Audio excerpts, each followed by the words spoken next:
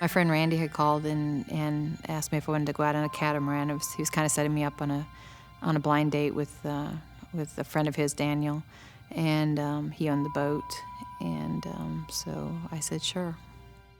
We went out on a 17-foot catamaran. This was very small, so it only seated like 4 people. There's one sail in the middle. There's no cabins or anything down below.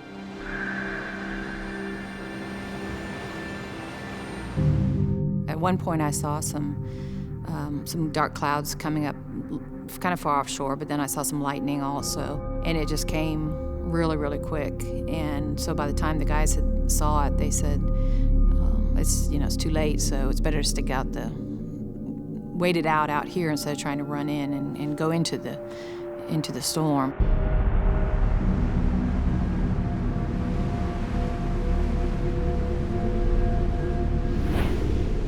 And unfortunately, 10, 15 minutes later, the boat ended up flipping. As I fell off, I scraped my leg on the pontoon, and the fear of shark immediately was in everyone's head.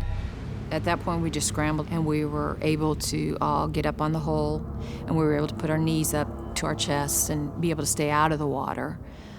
And we just got settled there and tried to think what to do. And basically, I know we were all at the idea that it was still daylight, the storm was passing, surely there's going to be boats back out on the water.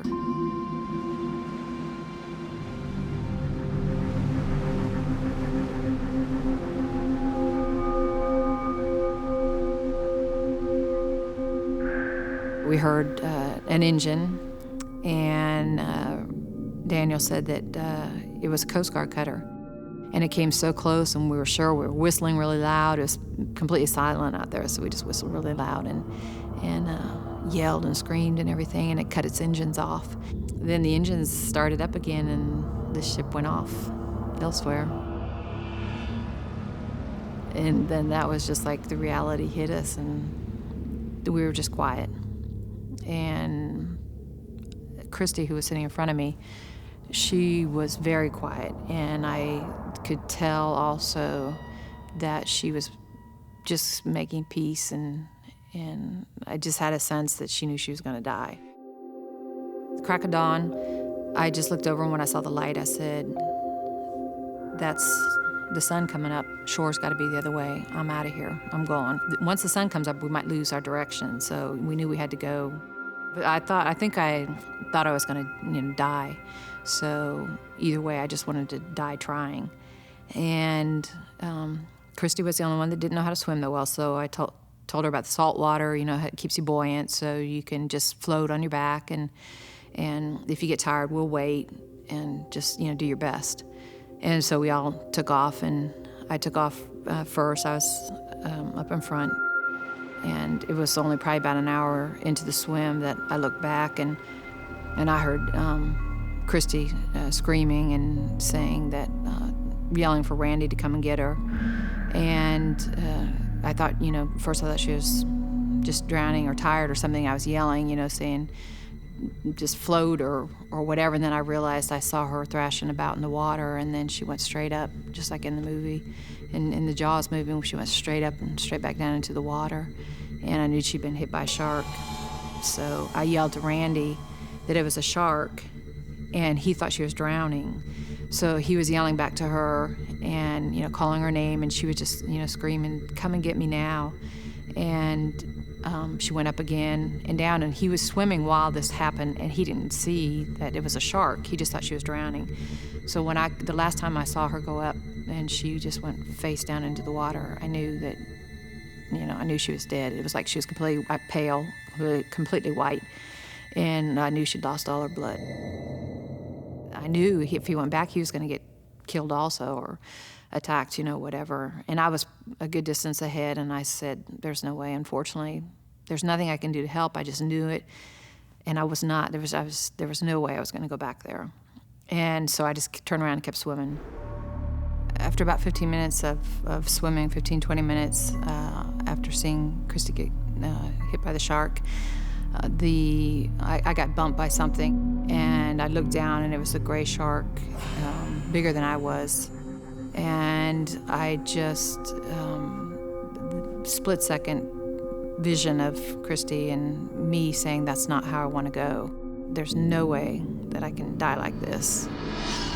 I put myself in the frame of mind of a fish, or that I belonged in the ocean. It was the weirdest thing. Just in nanoseconds, it was like, I belong here. I belong here too, so, you know, get out of my way too. So I just kept swimming backstroke. I went slowly, of course, and as smooth as I could, but slow. And so I obviously had 15, 20 minutes of wondering if it was still under me.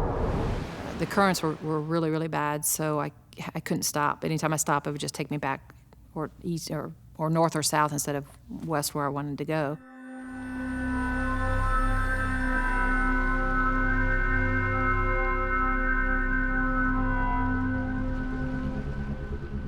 I didn't hear any screaming, which was one thing I was, you know, kind of calmed me down a little bit, because I knew if they'd got hit by sharks, then I probably would have heard something, because it was so quiet out there. There was like a feeding frenzy going on. It was just a bunch of fins and just going at it. And the currents were taking me that way, so I had to start swimming against the current to go south and get around that. And once that happened, it's just, you know, you just kept stroking. That's all I gotta say. I just kept stroking. I was hallucinating. I had a lot of thoughts. I sang most of the way, tried to keep my spirits up. I did have a lot of thoughts about my life. So then I was thinking about all these people that do die and come back. They always say their life flashes before them. Mine flashed about 6 hours of swimming. I was disoriented because with the sun up, you know, you're still kind of losing bearings. And the currents, I was afraid of where they were going to take me.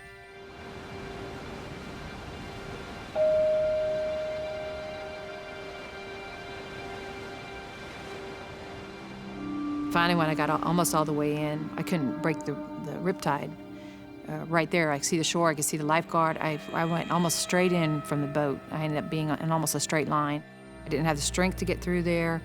I kept trying to, you know, just backstroke, front stroke, everything, and I thought that was it. The lifeguard did not see me, and it was just, I mean, mentally it was really, really hard, because I'd done all that work to get there, and I was just so a few feet from shore, and I thought I was gonna die. I just remembered to do, if I did side stroke, that I would cut, you know, this way instead of cutting through. If I did side stroke, that I could, you know, break it like that. And I did side stroke, and I broke through it. And then he saw me, and he came running out and yelling at me because he thought I was a lifeguard swimming laps. I just told him instinctively, I said, I've just swam about 9 miles. There's a boat out there, one person's dead, and there's a couple of other guys, but I don't know if they're dead or alive.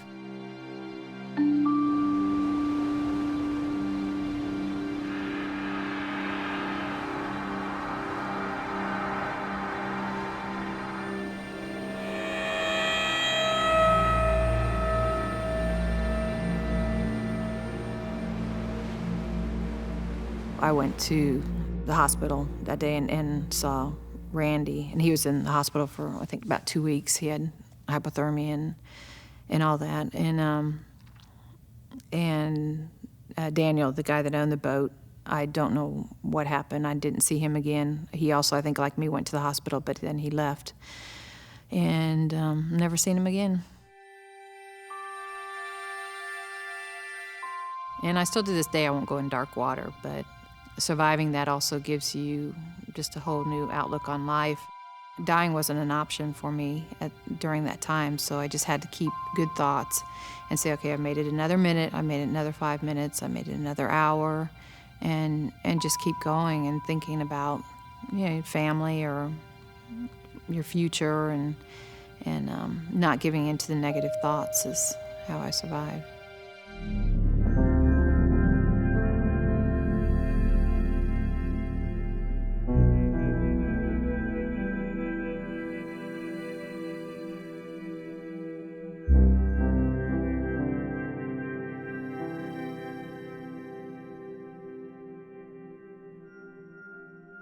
I was pretty upset, and I needed what I thought would be just a night out. So my mother agreed to keep my children, and I went out for the night.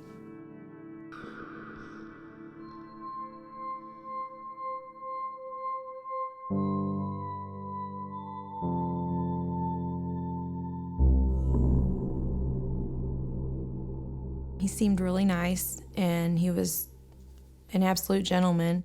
He informed me he had a little girl, and I told him I had 2 boys. He was so proud of his daughter. He acted like he was just the best father in the world, and he had the best daughter in the world, and he only wanted to do right by her.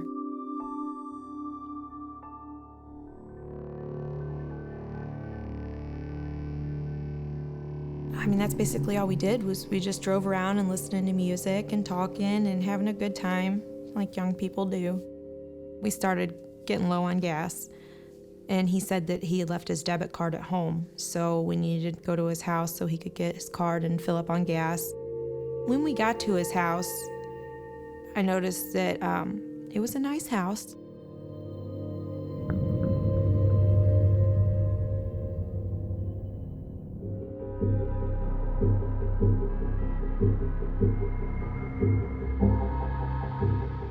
We were parked there for about 20 minutes. We had been talking, and he leaned over and kissed me. I was okay with that.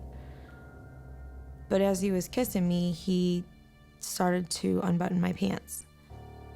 So my instinct was to push him off me. When I did that, he jumped off of me and started apologizing. I told him that was okay.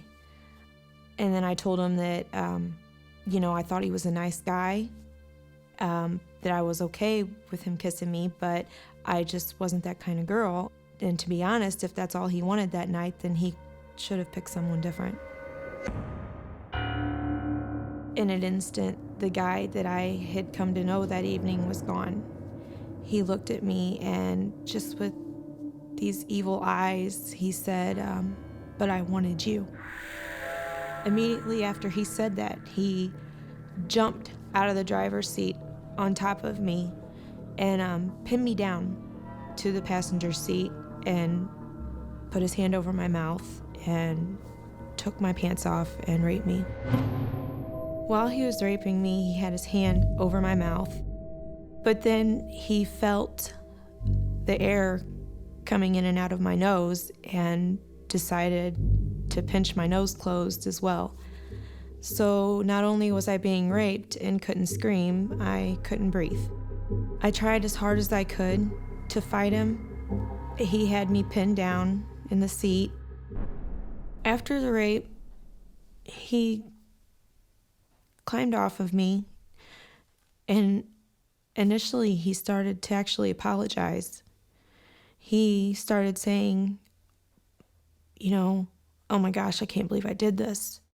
My first reaction was, I just have to live through this. I have to get through this, and if I can talk to him, and let him feel like everything is okay, and just get back to my car. That's all I need to do. So I proceeded to tell him, it's fine. It's okay. I was pleading with him to just take me back to my car and that I wouldn't go to the police.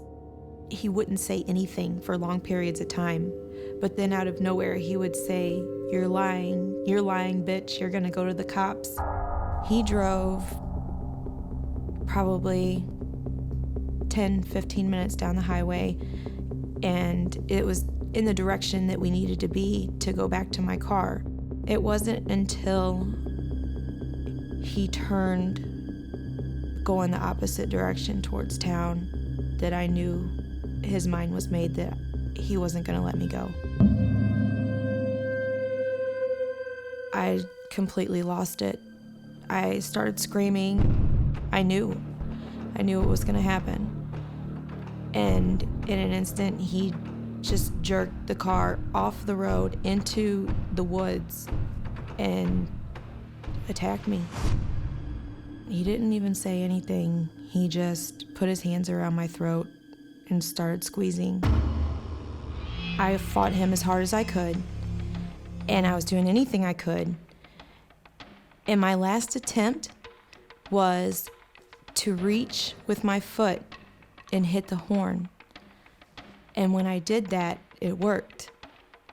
And he became just completely enraged. As soon as he heard that, he let go of my throat and just started with both fists beating my face. I never stopped fighting, even though the only thing I had left to do was stare at him.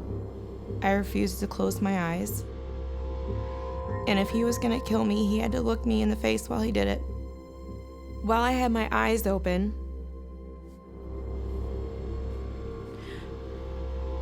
everything changed. Like, everything that I saw changed. It went from looking at him and seeing his face to the pictures of my babies. And everything around their faces was black, but I could see my 2 sons' faces. And then they started fading as well, and then everything went black. When I woke up in his car, I actually thought that I had passed. It took several seconds for me to even realize that I was still alive. I started to see the outline of the dome light in the car, and I knew I was exactly in the same spot where the attack took place. Instant fear rushed over me about, is he right next to me? Does he see me with my eyes open? I felt with my hand for the door handle, and when I reached it, I just remember feeling that door handle in my hands and thinking, this is it. I've got to go, I've got to run. I opened up the door, and as soon as I did that, the dome light went on. And I just ran. I was tripping over limbs and just everything in my way. I was actually crawling at one point on all fours through the woods, just like an animal, until my hands felt pavement, and I knew then that I had reached the highway. It was a man, and he stopped, and he got out, and he let me in his truck.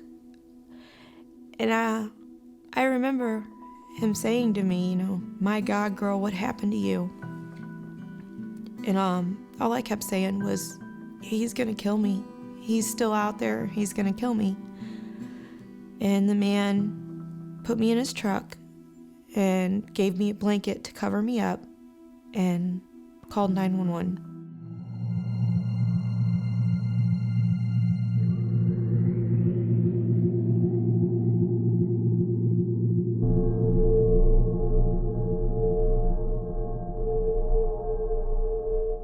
He was found guilty on all charges and convicted to 3 consecutive life sentences and then a consecutive 15-year sentence after that. He was found guilty of first-degree assault, 2 counts of forcible rape, and kidnapping. After all this took place, I got back together with my boyfriend, who's now my husband. And we just had another baby 2 years ago, and our lives have just blossomed. I survived because I'm supposed to be here for my babies. They need their mother, and I need them, and I was not ready to go out on them.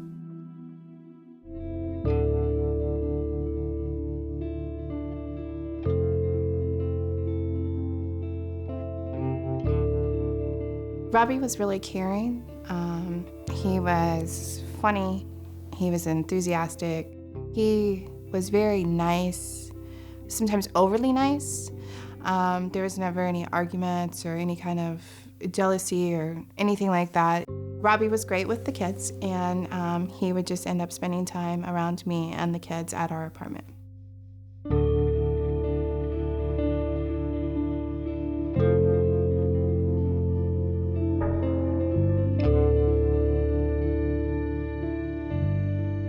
I knew that I had classwork to do for the next day. So I kind of just had played some cards with him to entertain him, and then I said that I needed to finish my homework, and he went back to the bedroom, and I was in the living room.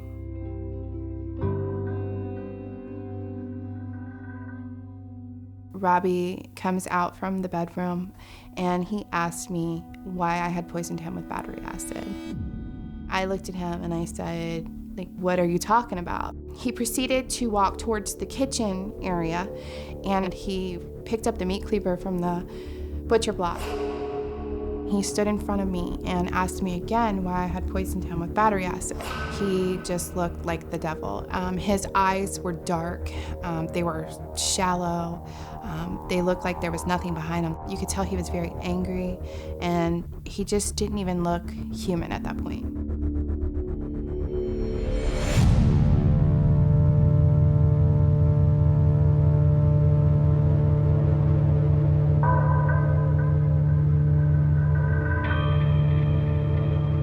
I realize that this is a very serious situation, and, I am scared.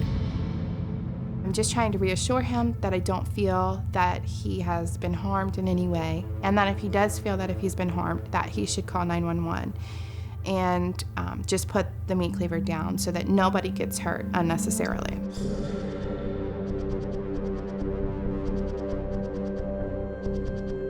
He placed the meat cleaver against my neck, and he told me that if I didn't drink the gin, that he would chop my neck off.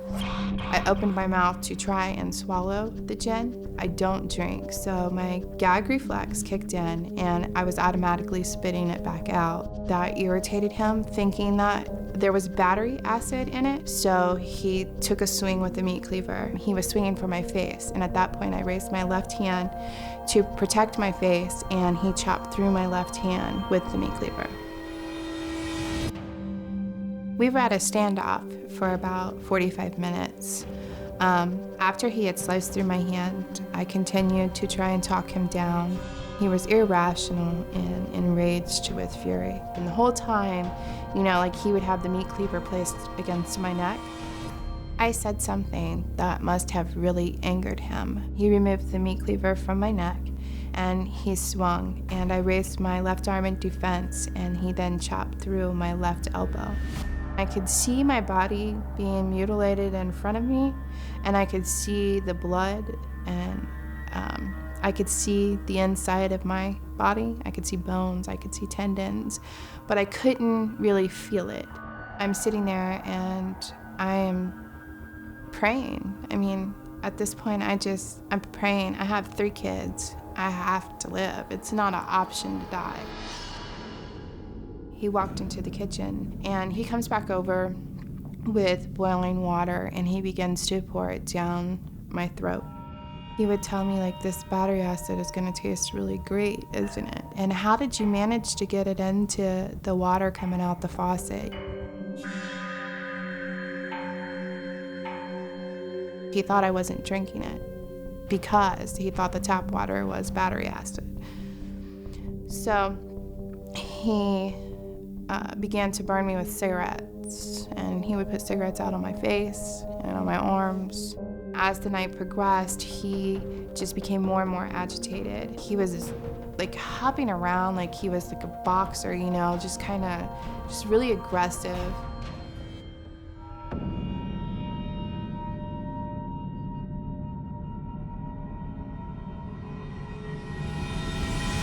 He had walked into the kitchen and turned his back, and I just got up and ran. I maneuvered towards the front door, and I unlocked the door and went into the apartment hallway. As I knocked on the door across the hall, I just said, "Help, he's trying to kill me. He has a meat cleaver. I'm bleeding. Please call the police." I could feel him come behind me with the meat cleaver, and every time I would say something or knock, I could feel a bang in my skull. And at that point, I put my hand my right hand, not thinking, behind my head, and he then chopped my right hand twice, and so I didn't have any hands at this point. I just methodically went from door to door, just praying, please somebody open the door, please, just help me. He's gonna kill me. I'm gonna die out here. And I'm kind of knocking with, just my wrist or whatever, because my hands at this point were useless to me. I knock, and I keep knocking. I was on my way to the 7th door to knock on it when I heard the 5th door open. And it was like music to my ears. I heard the doorknob jingle, and I just turned around and I started walking towards the door. And the guy never had to say anything. He just opened the door and pulled me in. And I remember he never said anything to Robbie. Robbie just kind of turned around and walked back down the stairs.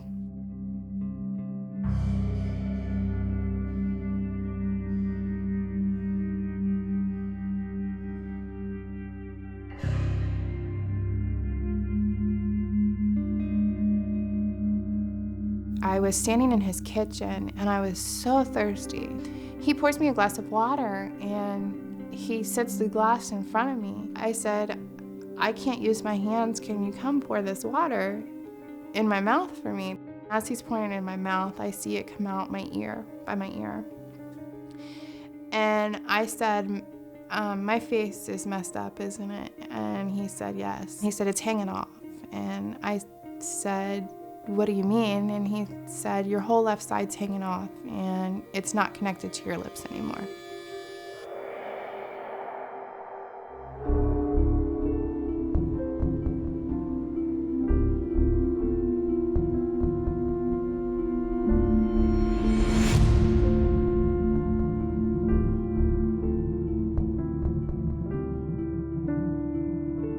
When they lifted me in the helicopter, they told me I was gonna die.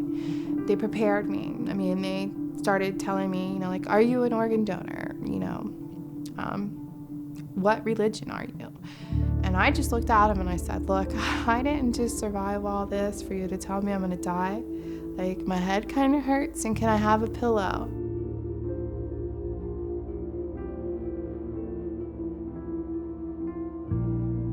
I was stabbed 35 times with a meat cleaver. My left hand was chopped in half.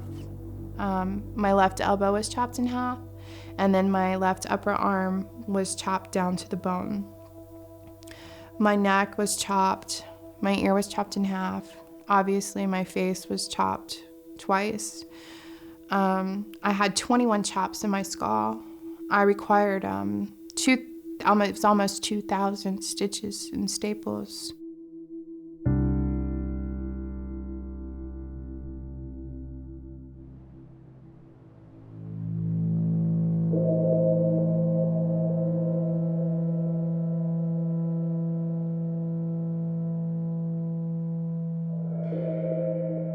The psychiatrist that examined him, she found that he was just a sociopath, like Ted Bundy or Jeffrey Dahmer, and that he spent all this time building up my trust so that he could then watch in amusement as he tortured me and then killed me.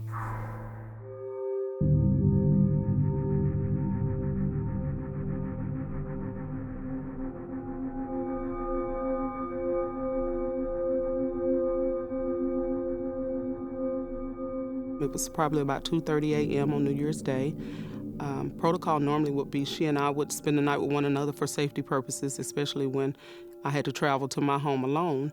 But the next day I wanted to cook for New Year's, so I told her I'd take her home, and I proceeded to my apartment.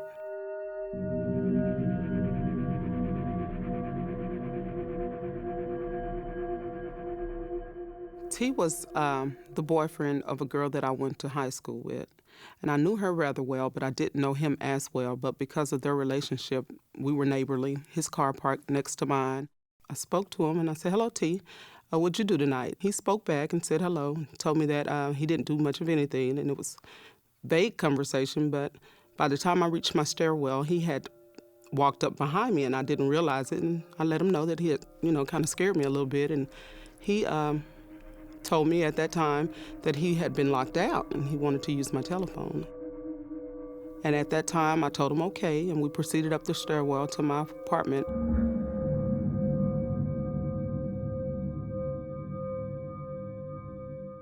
I remember him being somewhat agitated when he went to use the phone, and I believed I just kind of assumed it was because he was locked out, which is what he told me. And so the first 2 attempts again was like he was dialing the wrong number. And then the third time, he just held the phone to his ear, and I could just hear it ringing. And so he gave up on the call and handed it over to me.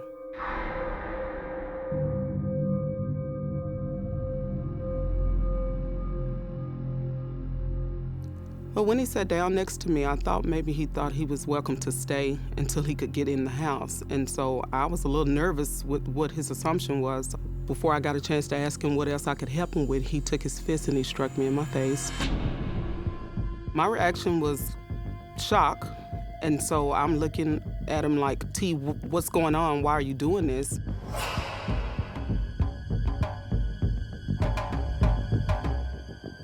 I turned to fend him off with both hands and realized that I still had the phone in my hand. And at that time, I hit the talk button, just started aiming in the direction of 911, hoping that I was hitting the numbers, but lost control of it during the struggle. So as I turned around to fend him off with both hands, I noticed a sharp edge coming towards my face. And so I grabbed him by his wrist. And at that time, this sharp edge punctures me right in my face, and then my whole face is open from here to here, and blood is everywhere.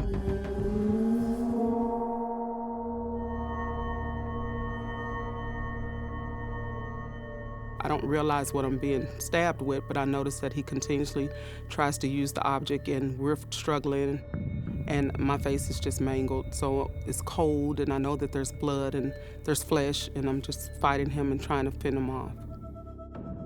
I was screaming and I was praying. He just kept telling me to shut up and died. There's just pain in the side of my head where he's starting to hit me in the side of my ear. I'm not sure if he's still using the object, but I just know that he's hitting me in the side of my head.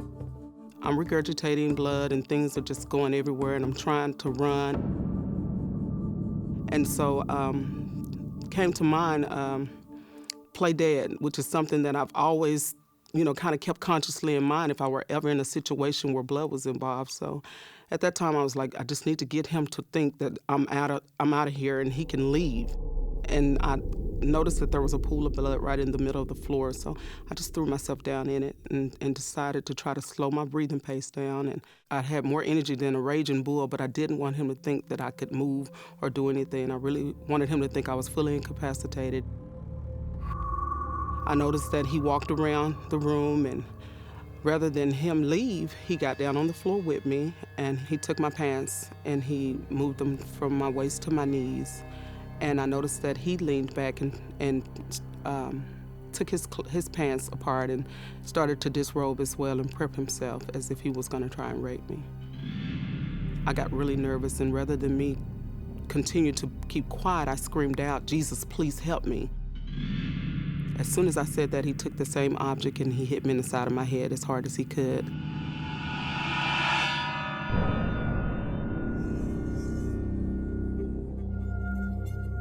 Didn't feel any pain, just knew that it was something really bad, and I just was very cold, very uncomfortable.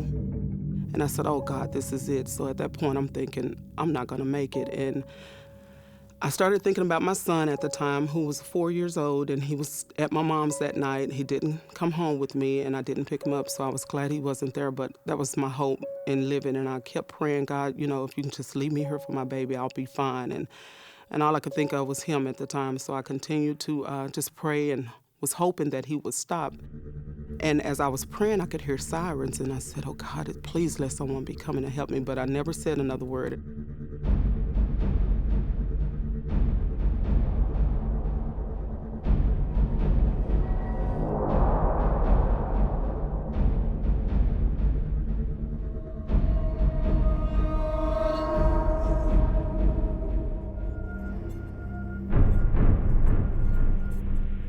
He jumped up and went to the door, and there was kind of a struggle between him trying to keep the door closed and the police officer trying to enter. And I'm like, somebody's got to know I'm in here. So I'm screaming, and the door finally gives.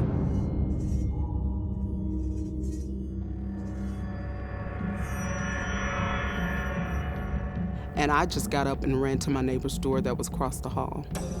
And when she opened, she just kind of looked at me like this and was like, "Oh my God, what happened to you?" And then she had a friend spending the night with her that night. And when she came to the door, she just started screaming. She has a pair of scissors in her head.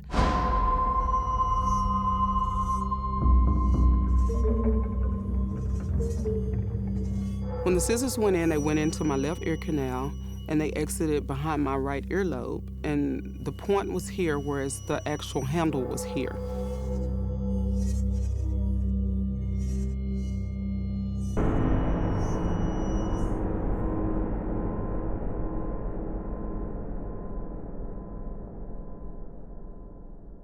Based upon what I was told, there may have been a total of maybe 15 stab wounds from my face area to my ear canal and in my chest area.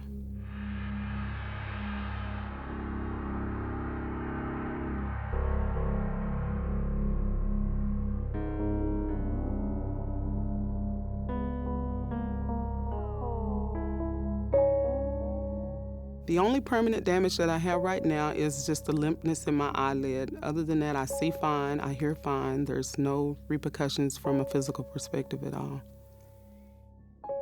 I survived because I believe that God has another purpose for me. I believe that my prayer of raising my son came to fruition, and because of my will to live, that's why I survived.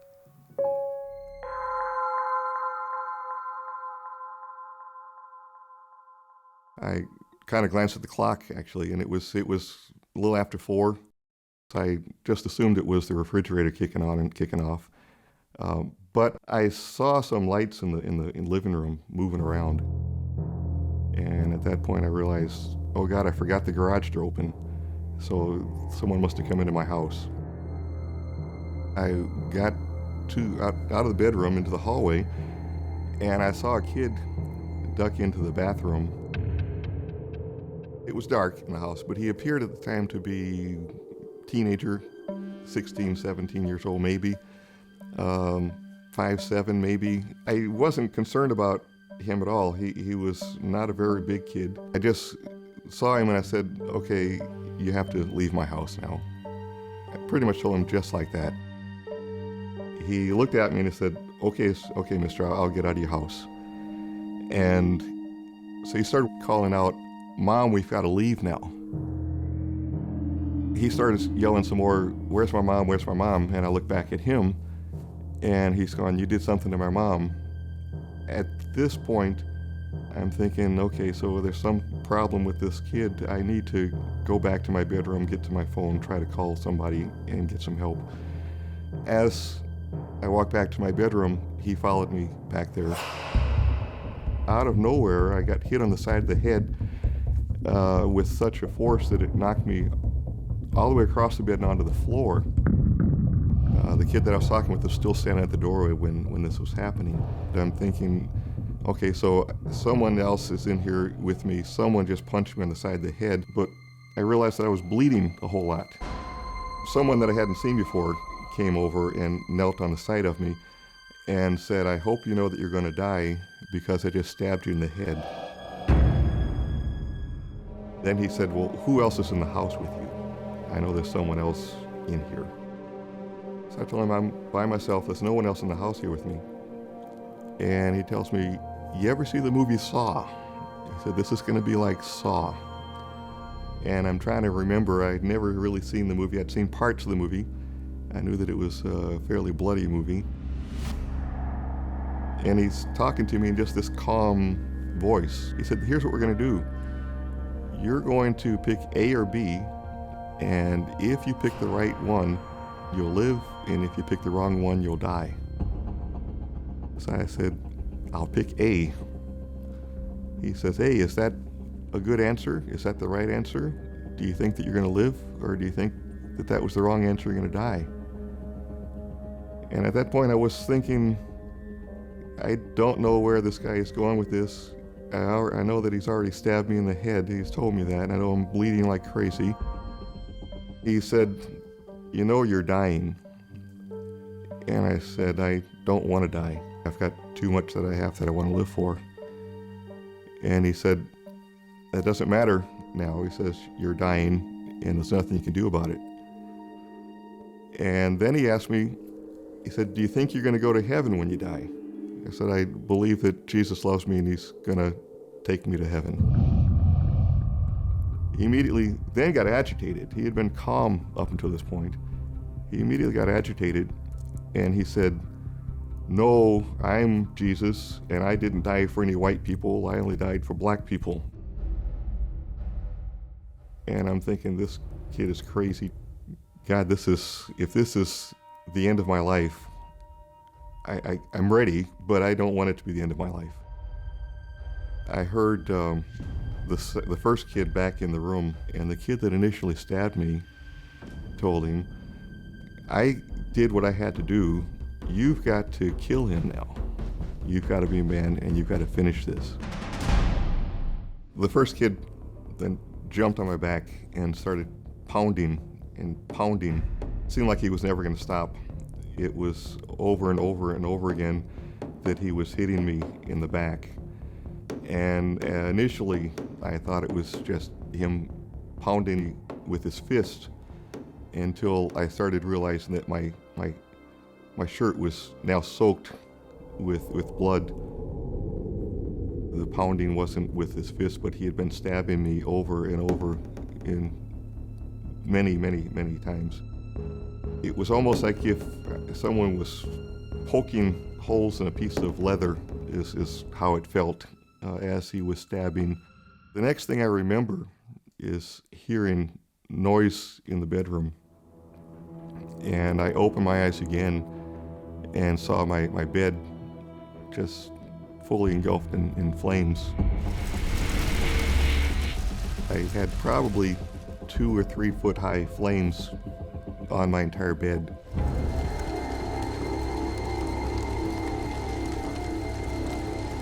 I heard my car start up.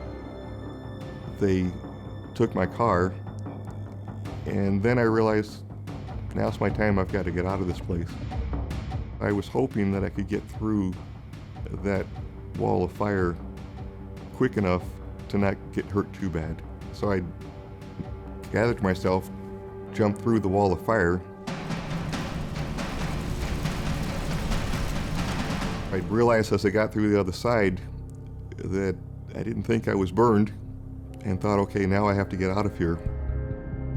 I see flames like crazy in the bathroom. I'm trying to get out, get into the living room. There's flames in the kitchen, in the living room floor, probably 5-6 feet high. My whole house is on fire. Everywhere I looked, there was flames. It wasn't just a matter of time before the whole place was going to be inflamed, along with the neighbors' homes that are around me. So I managed to get down the stairs, get out of the house as quick as I could to go get help. Went to my next door neighbor and started pounding on her door. And she opened the door and looked at me and said, "Who are you?" I was so full of blood that she couldn't recognize who I was. I said, "Wanda, it's me, it's Paul." And she said, "Oh God, Paul, what happened?" And I told her, I said, "Wanda, you've got to call 911.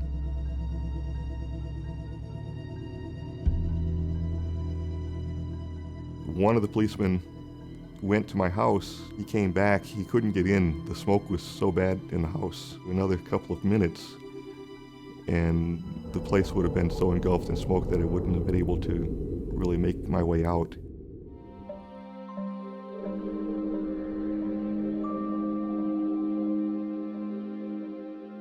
I had a gash in my cheek that was probably about 3 inches, kind of semicircular gash in my cheek. I had 2 stab wounds in the head. It went through my ear. One, I assume the second wound was hit with such force that it broke off the tip of the knife. So the tip of the knife is still in my head.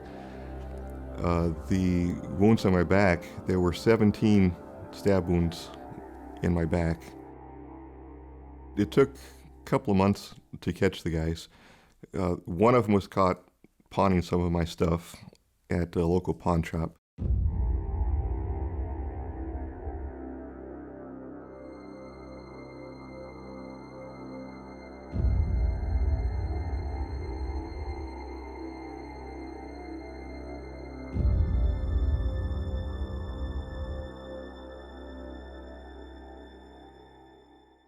I survived because simply it wasn't my time to die yet.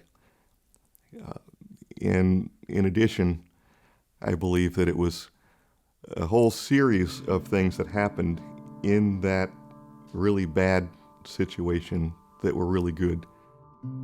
Did an interview with a local newspaper, and in the interview, I mentioned to them that I was unemployed. Someone that I used to work with called me after seeing the article and asked me how I was and if I was doing okay, and said, "Are you still looking for work?" She said, "I saw that in the article you were unemployed and we'd like you to work for us, doing the same thing you were doing before."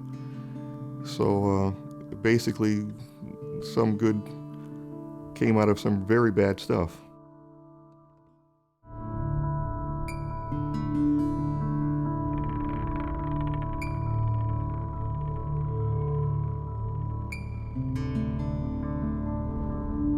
I had just turned in my college term paper. I also was working a part-time job, and on that particular day, me and my mom had just went to my Lamaze class because at the time I was 7.5 months pregnant.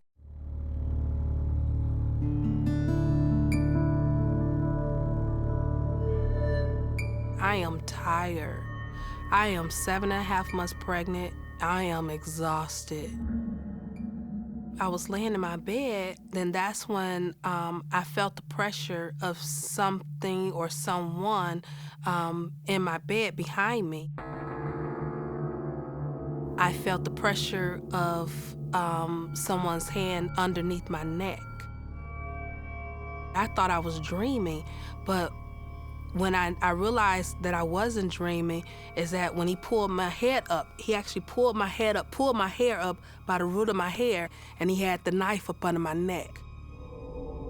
I sat up and I just tried to talk to the person, to say, "What do you need? What do you want?" And they said, "Well, get up."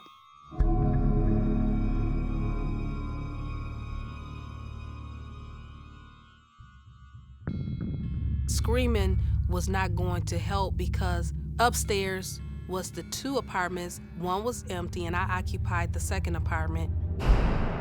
The door was open to the apartment downstairs. He told him, he said, "Help me get her in here."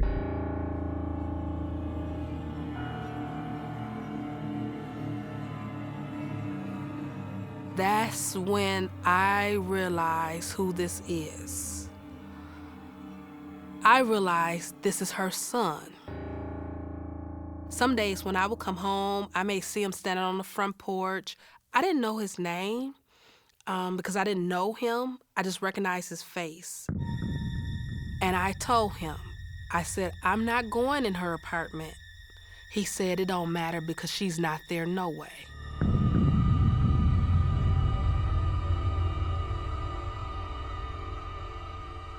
I had to take off everything. I had to get naked. And I'm 7.5 months pregnant. I felt so humiliated. And now I'm naked. He tells the other guy to go and get a blanket. So he lays down a blanket, and then that's when he ended up raping me. I was telling him, "Stop, no, don't do this." And then he told me, "If you don't shut up, I'm gonna end up killing you with that knife I got." I just couldn't do nothing but be quiet because if not, he was gonna kill me. And so the other guy kept walking back and forth. And so after he got done, then that's when he told the other guy to come in, and he ended up raping me as well. I didn't know if I was going to live through this. I didn't know if I was going to make it.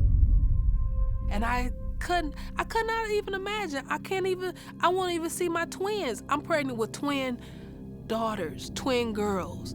I will never see them.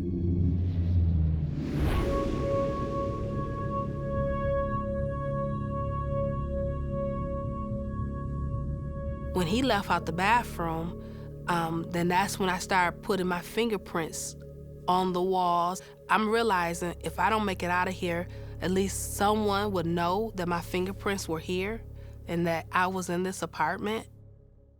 I started getting nervous because I didn't know if he was gonna complain about me being in the bathroom too long. So then I came out of the bathroom. He said, "We're gonna go outside and I want you to go to your truck like you normally do." When he told me that, I was thinking, they've been watching me. So I'm in the back seat now, and the guy with the knife, he walked around to the driver's side. He pulled off real fast.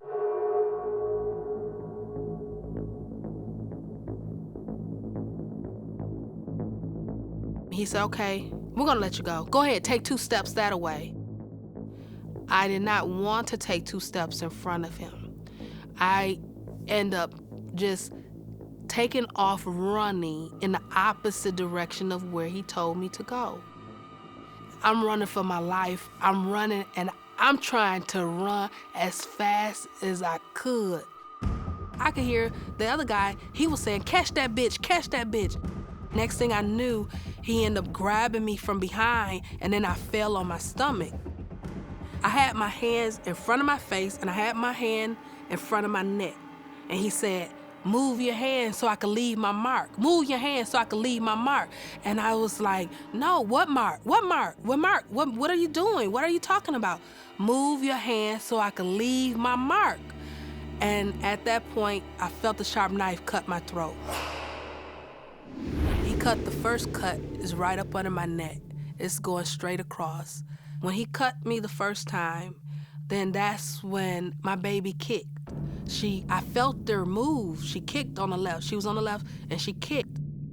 And then he lifted my head up. And then that's when he cut me the second time. And that's when that cut is at an angle. I actually started, I had to act like I was dying. I was gasping for air. I was breathing real hard and I was just choking and I just kept choking. And then I started making my body jump off the ground. I started jerking, I started moving, I started shaking real hard. I started making gurgling noises as if it was the last breath I had. And it took so much strength out of me just to act like I was dying. And I could hear the footsteps, I heard the footsteps running away. When I stood up, I looked down at my shirt just one time, and I saw all the blood. My entire shirt was filled with blood.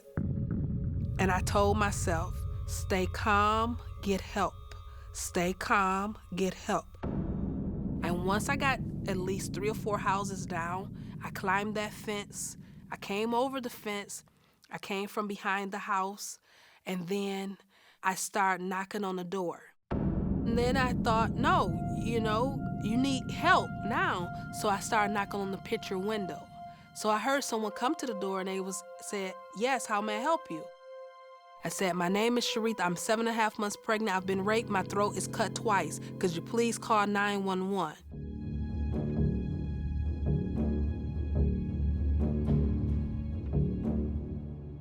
After I got to the hospital, and they did tests where they realized when he cut my neck, cut my throat, he cut it very close to my jugular vein, but he missed my jugular vein by just a little bit. I gave them my license plates number, I gave them the description of the individuals, and I told the police officer it is the lady's son who lived downstairs below me. Within an hour of me arriving at the hospital, the police officer that was by my side, my bedside, he informed me they caught them driving my vehicle.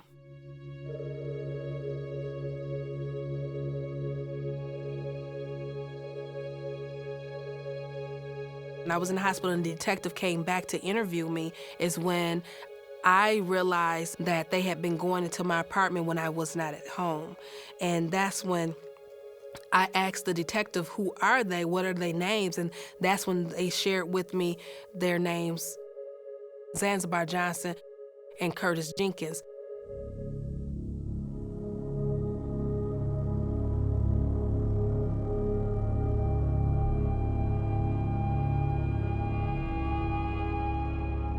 Zanzibar Johnson was the individual who had cut my throat.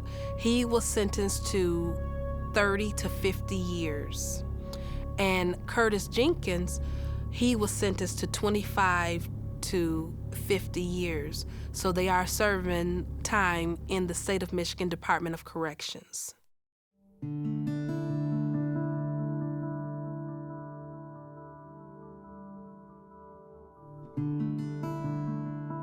I don't think there would be one thing that I would change, because if I would change one thing, then maybe I would not be here. My daughters would not be alive. I survived because I wanted to see my daughters to be alive. I wanted my daughters to live. I wanted to live. You know, I had that will of God to stay alive. I had to do whatever it took to stay alive. So I survived.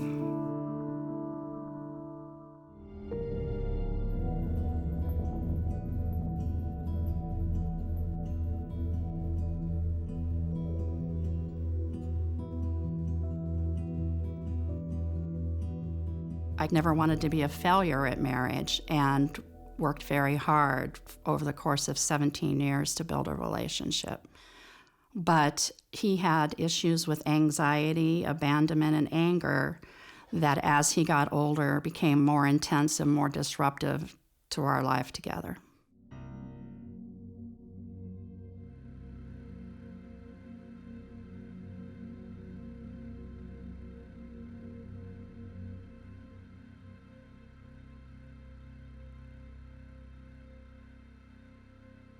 I had friends over, and he was outside with us on the deck and off to the side, and he just had this very strange look in his eyes that my friends who've known me for many years and who also knew Mike felt was very scary.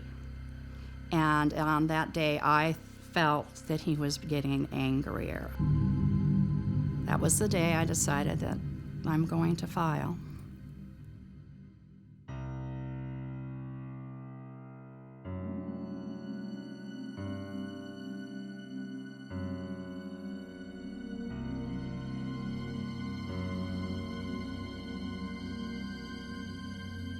I went to work that morning. Everything was normal. I had a 9-hour day and a busy ER, nothing unusual at all. When I got home, I went into the house. I saw the bedroom. It looked dark, and I presumed that I must have forgotten to open the blinds, but did not think anything was amiss, my house having been alarmed. I moved forward, and from behind the partially closed bedroom door, out stepped a man who had yellow dishwashing gloves on and a hammer in his hand. I said, "Who are you? What are you doing here? Get out of here." He swung the hammer, hitting me in the side of my head, and swung again, hitting me in my temple.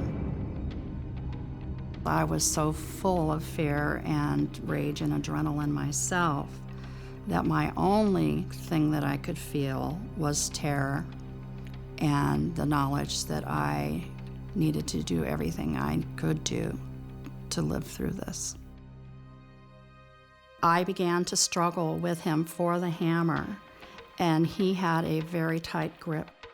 And as I struggled with him, I began to sense that he was not there for a burglary. He never asked me, "Where's your safe? Do you have any guns? Are there any money in the house? Do you have drugs here?" None of the things that I would think that a burglar or a home invasion robber would say. And as I struggled for the hammer, he said, "You're strong." And I saw in his eyes something that made me believe that he had done this before. He sounded surprised, but he also sounded excited. I knew he was here to kill me. I grabbed him by the throat and said to him, as we were literally nose to nose, "You're not going to kill me in my home." He began to turn blue, and I felt that he was going to pass out at that point. I grabbed the hammer and I began hitting him. My father was a carpenter, and in the 60s you didn't have home alarms, and he told us that we could feel free to use a hammer and that we should use the claw end because it would work the best. When I had control of the hammer, I used the claw end because it did work the best. I hit him, and I hit him. I thought probably I hit him 3 or 4 times. And then I lost the hammer, and I ran. I got just a few feet outside the bedroom door, and he grabbed me from behind, spun me, and began punching me in the face. He broke open my lip. I had another bleeding area of my lip as well. I felt dizzy. We were both bleeding. I grabbed him by the leg, and I pulled him down. And I continued to try to get the hammer out of his gloved hand, but I couldn't, and I was tired. I was screaming for my neighbor Joe in the hopes that he would hear me, but my voice was getting less and less, and my strength was going. I started to bite him. First on his forearm, I bit him twice, and then on his upper arm. I bit him on the edge of his back and along on his right flank. I bit him on his thigh, and he did not let go of the hammer. I even, because we were now side by side facing each other, bit him in his genitalia with the hopes that he would let go of the hammer, or in the hopes that if I died, that I would leave marks on him that would help them determine that he was the one who had done this. When I realized I was not going to ever regain the hammer, it came to me that I needed to become the weapon. And I put my left leg over his right leg, which pushed him face down into the hardwood floors.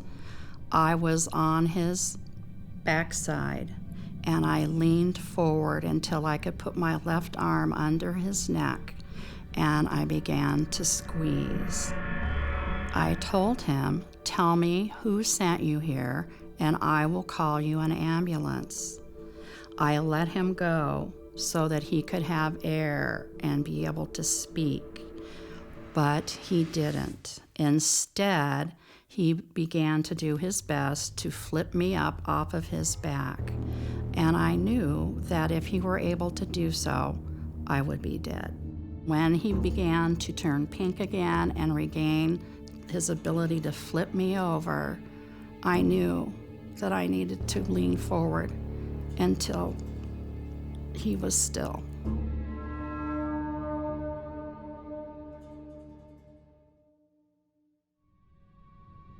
My heart rate was so incredibly high that I felt like my heart was going to jump out of my chest. I grabbed the hammer, and then I struggled up, and I ran. I ran through the hall, through the living room, and out, and then to my neighbors, where I hammered on the door and said to Dennis when he came to the door, "Let me in. I've been attacked. I think I may have killed a man." And shortly after, an officer came over. I asked him, "Is he dead?" And he said yes. I immediately began to think about his family. Everybody has somebody who loves them. Children, a wife, a mother, a dad.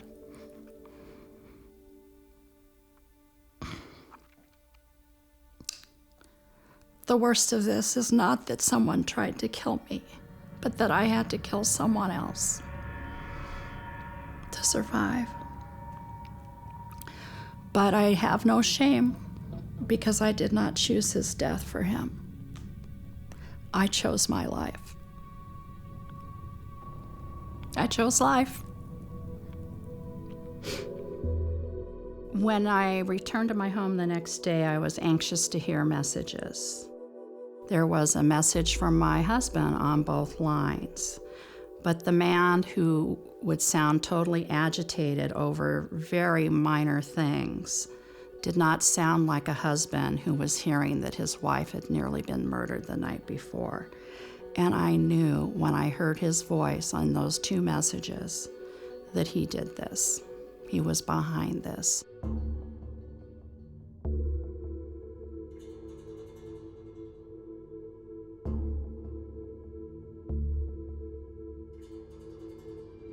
I survived because I had training in how to avoid injury in violent situations. And when you combine that with the fear of knowing that someone is trying to kill you and the power of adrenaline that is your gift in those instances, I had all the tools that I needed to survive.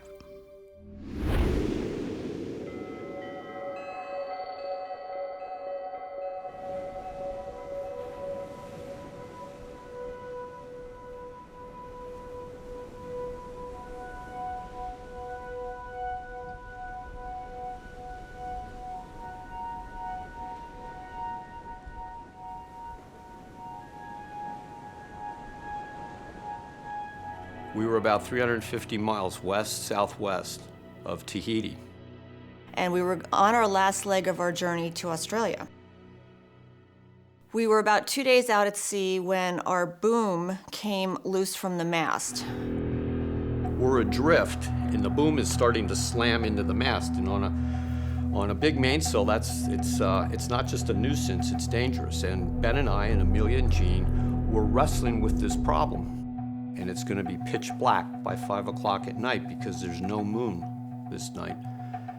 And I call it quits. I say, look, we're going to fix this thing in the morning. We've still got our Genoa, which is the big sail that goes to the top of the mast and attaches at the bow. That's pulling us forward.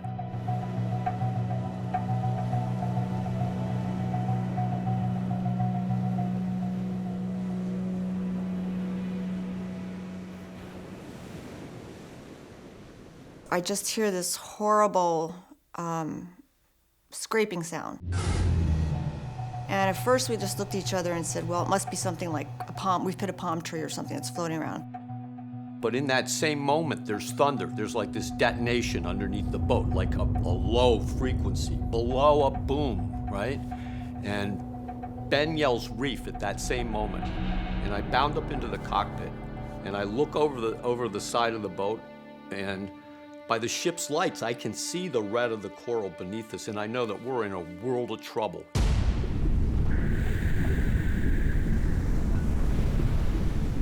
I throw my starboard engine into reverse, full reverse, and I jump across the cockpit, and I throw the port engine into reverse. And I start running for the bow, and Ben reads my mind. He knows instinctively what I want. I got my hand out. He slaps the knife into my hand, and as I run towards the bow, I slash the sheet that's a line that's holding the Genoa, and that's pulling us onto the reef more. And I turn, and I'm running back towards the stern, and there's just I see this huge black wave, and it just humps up and breaks. And the water just came gushing through the right hole like I thought I was in a scene from Titanic. I mean, there were plates and dishes and clothes and stuffed animals and everything just flying around on the water. And I looked over straight ahead to the sofa where my kids are sitting, and Amelia's got her arms around the two little ones, and they're just shaking and they're screaming, I don't want to die, I don't want to die. I jump down into the radio room, and I begin broadcasting, Mayday, Mayday, Mayday, and I'm getting absolutely no answer.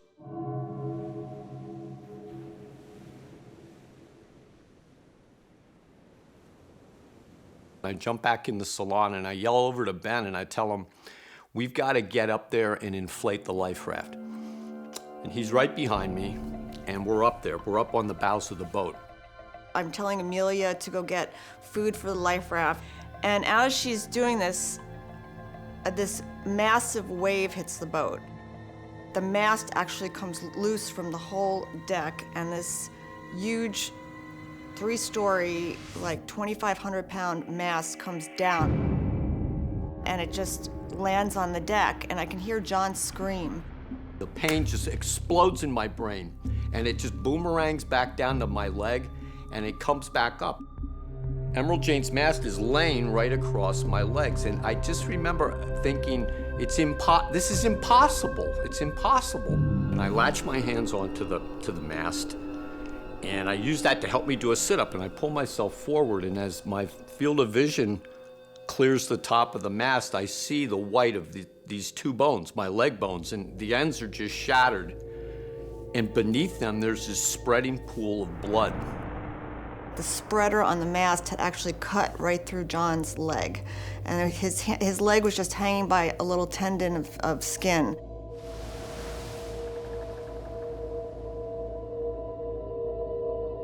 My mouth and my nose are only 8 inches off the deck, so every time a wave comes up, I'm underwater, and I can't breathe. And every time one of these huge seas comes in, that mast will lift. It'll become buoyant a little bit, and it'll lift a little bit, and then it drops, and it's dropping right back down on my knee. So I'm in a world of hurt, I'm in a dimension of pain I've never experienced before. And this huge wave hits. And in that moment, I've got nothing else to do, I'm laying there, I'm kind of a captive audience. I see the mast, and it lifts up higher than I ever saw before. And I push as hard as I can underneath, and I get out, and the mast slams back down, but I'm free, I'm out from under.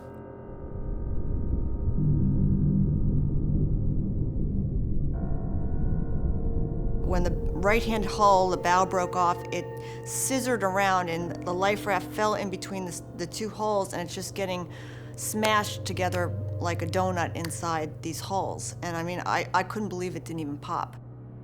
And we're without a raft. And we enter a period, where there's just nothing to do but to tough it out. You just got to hang on and believe.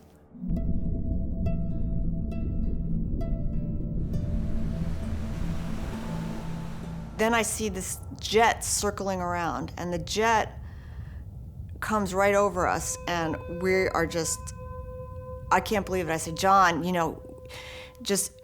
please just hang on.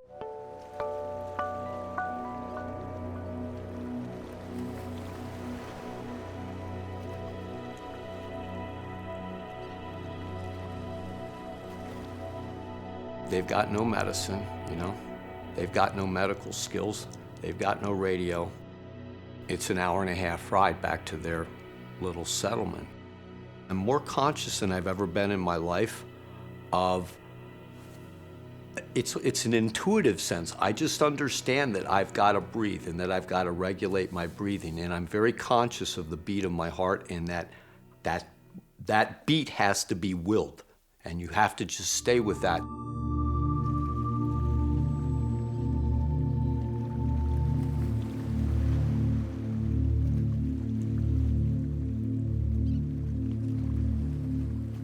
I just remember as it was coming down to land, just holding Ben and shaking, and that's when I finally cried. It was like, that's when I could finally wow, somebody's actually coming to get us.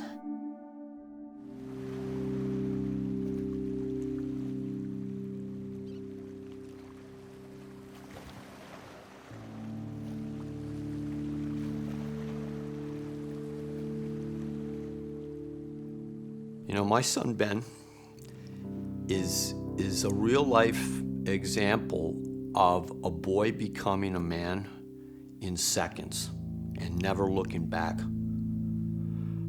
His behavior is an example of true courage over a very long period of time. Ben was under fire, and he never quit. He never quit.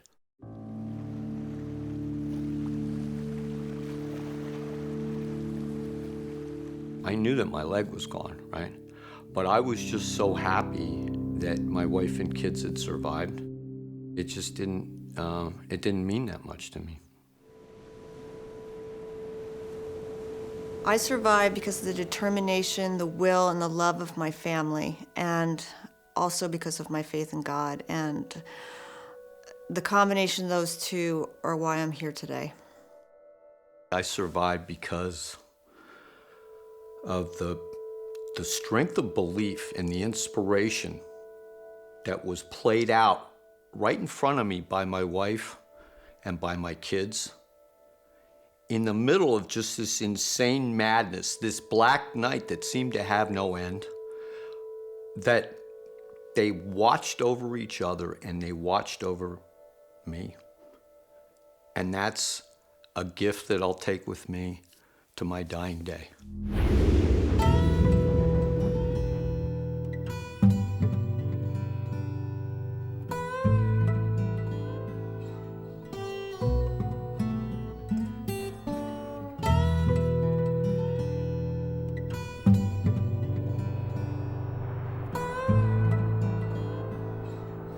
This particular weekend was our anniversary weekend. It was our 13th anniversary. We really just planned a regular weekend. We were going to have some fun. We were going to do a little work on the cabin. On Sunday on our anniversary, we were probably going to go for a short hike and then head back home. As we were driving and coming down to the cabin that night, probably around 7:30, 8 o'clock at night, we were maybe a mile away, and I said to my wife, we really do need to be on the lookout for bear this weekend because there have been reports of a lot of bear in the area. I, of course, promptly forgot my own advice once we got there because we just fell into our normal routine of getting ready, getting beds made, food put away, clothes put away. It was just kind of a normal time, and we fell into our normal routine. Nighttime is my time for taking the dogs for a walk. I always take them, and I always enjoy it. It's very dark. There are very, very few street lights, so I always take a flashlight or a headlamp along with me.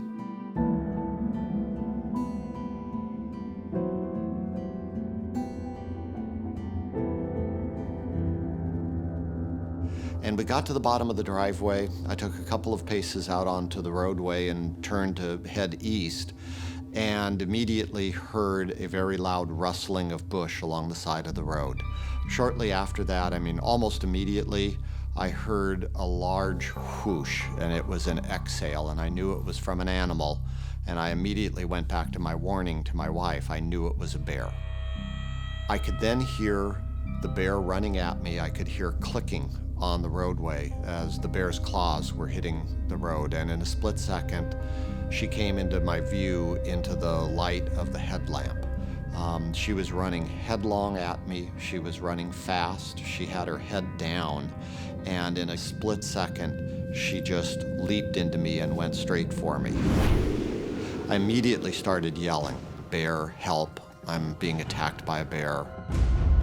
I wanted to get back up. I knew I had to get back up on my feet, and so I fought my way back up to my feet, squared off with her. She came at me again. She was clawing, she was biting, she knocked me down again. We probably fought for a couple of minutes down on the roadway, and there was just this momentary lapse. All of a sudden, it just seemed quiet, and I remember grabbing the dog's leads, and I began running back up the driveway to the cabin. I was so hopeful that I'd be able to get away at that point. We then just went through this horrific fight in the driveway. I don't really know how to describe it otherwise.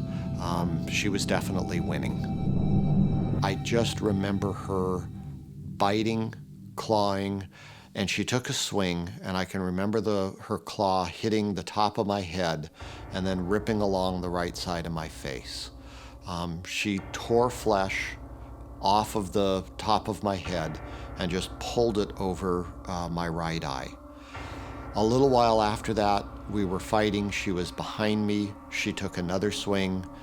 She hit me in the left eye, and it was a direct hit. I remember a huge flash of light when she hit me and this warm feeling on my face, and I knew she'd done a lot of damage. And I was pretty much at that point blind. And I finally just went down in a heap on the driveway. My head had been torn. The back of my neck was torn off all the way down to the spine. My left arm was completely ripped to shreds, basically. I really was not sure that I was going to make it. I thought at that point I was dying. And all of a sudden it was calm. Nothing was going on. I couldn't see at that point. I couldn't hear the bear. I really couldn't hear anything.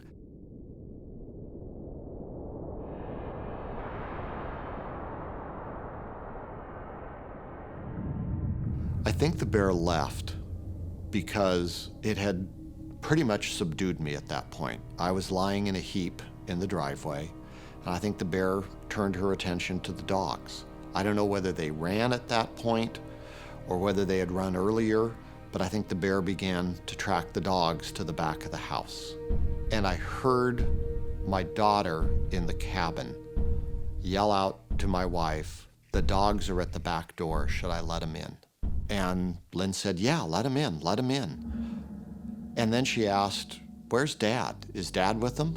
That really is what warned them that something was wrong. I wasn't with them, and the dogs had gone somewhere where they just never go. That was the point where I thought I had a chance to make it. Lynn came out of the garage, and the motion sensor light went on. And when the light went on, she could see to her left that there was a large animal there. She thought it was a dog. She took a couple of steps, and she realized it was a bear. The bear saw her and jumped up the retaining wall and went around the back of the cabin. She came down the driveway, Lynn did, came down and found me there lying in the driveway. She had the telephone. She had just connected with the 911 operator and was trying to tell them what was going on, was really trying to figure out what was going on. 911, what's the location of your emergency? I'm at North Shore Road, and my husband's been attacked by a bear. He's dying. Honey, just a minute. Oh, God, his head is all bashed. She took off her shirt and put it over my head. That was all the protection that she had at that point. Sweetheart, are you there, John? No. Okay, honey, you just hang in there, sweetie. Just keep breathing, honey. Keep breathing. Oh. When the medics arrived, I heard one get out, and he ran to the back of the medic unit, which is where I was lying. He pulled Lynn's shirt off my head, and I heard him yell to the other medics, "Don't bother to get anything out of the van. We're putting him in and we're leaving now."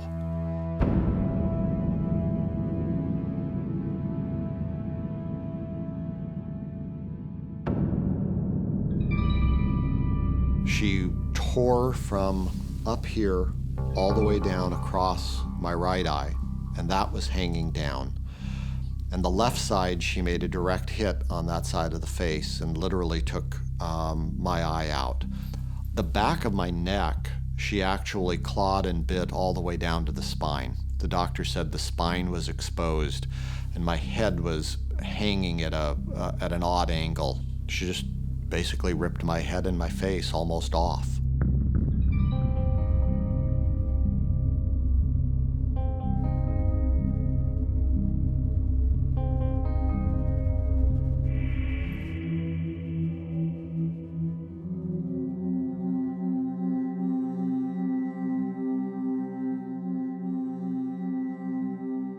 The bear looked huge to me. It turned out she wasn't as large as a normal bear. She was about 150 pounds. The game agents who caught her and trapped her and shot her said that she didn't have much food in her stomach, did not have cubs, didn't have cubs with her, likely wouldn't have retained cubs. She was thin and she was hungry. I survived because I didn't want to die, and my wife told me not to. She didn't want me to leave her, and I didn't want to leave her and my family. I had no idea that I had that much fight in me. I just had no idea that I could fight that hard.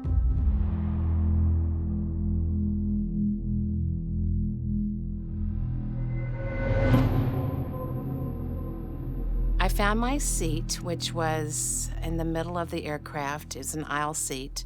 And there was a flight attendant that came toward me, and she poked the man in front, and she said, "Is this briefcase yours?" And she's pointing to the briefcase that is on the floor, leaning up against the seat right across the way from me. And the man that was sitting in the seat right beside me across the aisle, he yells at her in a voice that's a little bit frightening, a little bit like unnecessary. And he said to the flight attendant, "No, it's not his. Leave it alone." And she said, "Well, whoever it is, you need to put it in the seat in front of you before we take off." The man who owned it came from the bathroom and walked straight ahead, picked up the briefcase, and put it in the seat in front of him. I felt something hit me from the left side, as if someone was standing up and somebody tripped, and there was the man who owned that briefcase, and he was standing in the aisle, and he was holding guns and grenades. The flight attendant eventually came on, and she said, "We were being hijacked by the Egypt Revolution, and if you do what you are told, you will not get hurt." And the hijackers, there turned out to be 5 total, started to take our passports one by one. When it was the armed undercover sky marshal's turn to give up his passport, he stands up and puts his hand inside his coat pocket as if to release his passport, but pulls out a gun.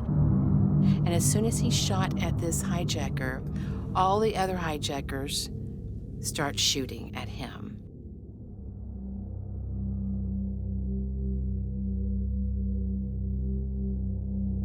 That's when I met the first American, and that was Scarlett Rokenkamp.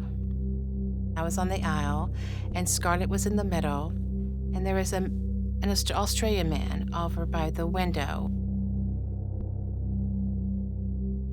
People were whispering to one another, and someone said, "I think we're in Malta."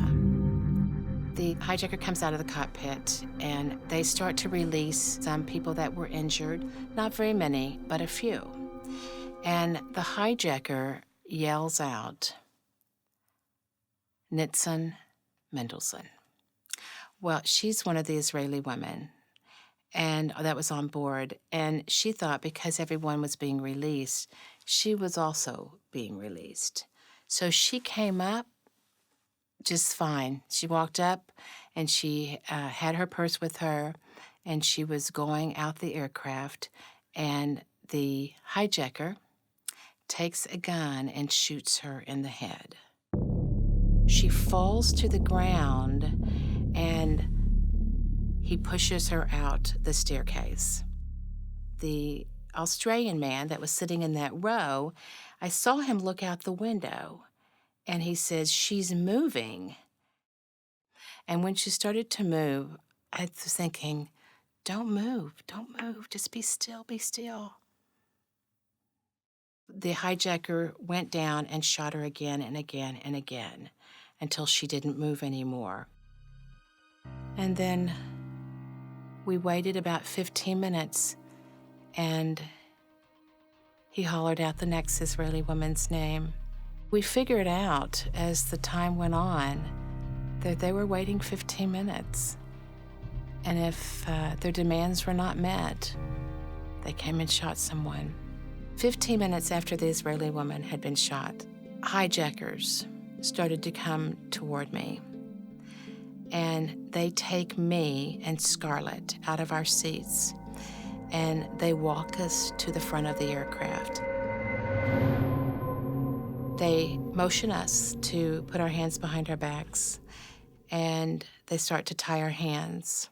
Now, I look over to the right, and there are 3 empty seats. It's the bulkhead area facing the cockpit. And they immediately put Patrick on the aisle seat. So I scooted over to the window, and Scarlett was in the middle, and then Patrick remained on the aisle. 15 minutes later, they came after Patrick. And I knew we had 15 minutes. And 15 minutes later, they came after Scarlett. And 15 minutes went by, and nothing happened. And then 15 minutes turned into an hour. And then it turned into 2 hours. When 3 hours had gone by, I thought, oh, negotiations, maybe they haven't failed the people, at least on the plane, and maybe we're going to be okay. In secrecy, I started to untie my hands. And anytime a hijacker would come by, I would stop. And I eventually got it undone. I got my hands undone. And then I got worried. Oh my gosh, are they going to be mad at me if my hands are untied? So I wrapped the necktie around my hands to make it look as though my hands were tied. So at that time, I just started to relax.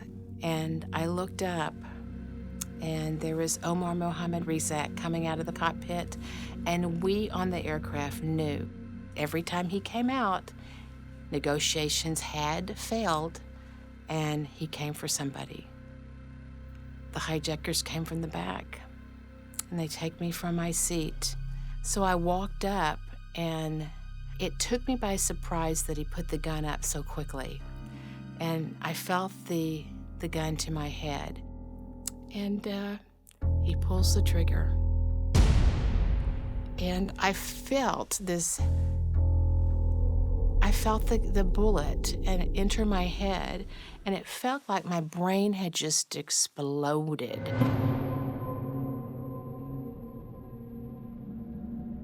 And as I was hitting the staircase, I felt like I was floating in the air. And then I hit something hard, and I had hit the tarmac. I'd hit the runway. I just started to take deep breaths, got that under control, and then I just started to play dead. I knew the hijackers were right up above the cockpit, or at least the head hijacker, so I knew that he could be watching me. Now, I was there for about 5 hours. At one point, I hear a vehicle come near my body. Very gently and very carefully, I squinted my eyes open, and that's when I saw some black pant legs move toward me. So I thought these were the hijackers. And then they lift me up and put me inside a van. And the man on the right doesn't like looking at the bullet in my head, so he takes my body and he just flips me over. And when he did that, I gasped for air. And he starts to scream and yell, "She's alive, she's alive." And I'm waiting for the gunshot to hit me and to kill me off. And nothing happens. Now, I'm on my back playing dead, even though they know I'm alive. And I kept thinking to myself, what do I do? What do I do? What do I do? I'm listening to their voices, and I thought, these aren't the hijackers' voices at all. So I took a chance, and I opened my eyes. And I said to the man next to me, "Are you the good guys or the bad guys?" And the man next to me leaned over. He says, "Honey, we're the medics, and you're going to be okay." Turns out it was an ambulance. The hijackers had allowed the medics to come take away all the bodies on the runway in exchange for food. And we were on our way to the morgue, and when they found that I was alive, we turned course and went to the hospital. While I was being operated in the hospital for brain surgery, that's when the final minutes of the hijacking ended, when the Egyptian commandos stormed the plane to rescue the passengers, and 59 people lost their lives that day.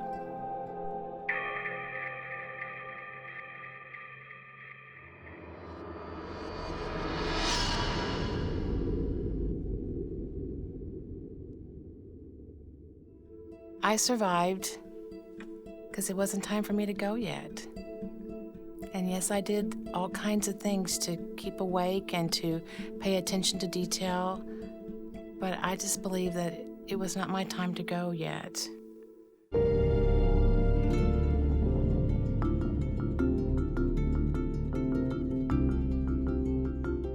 I was 17 years old, and I had just graduated from high school. My senior year of high school, I was a homecoming queen. It was just a great life to feel like your whole world is in front of you. I was getting ready to go away to college in the fall, and I was working at a shopping mall to pay for my upcoming college expenses.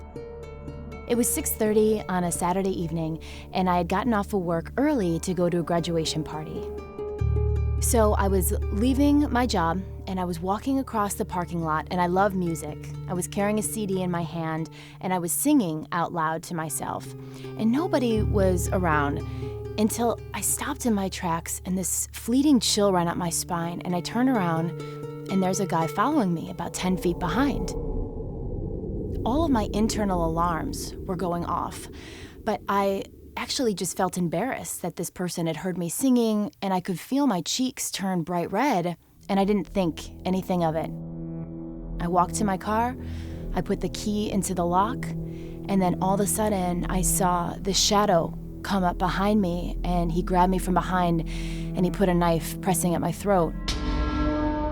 I thought that this was just a robbery at first, so I did glance around. My eyes were darting around the parking lot. Nobody was around, so there was no one to scream to.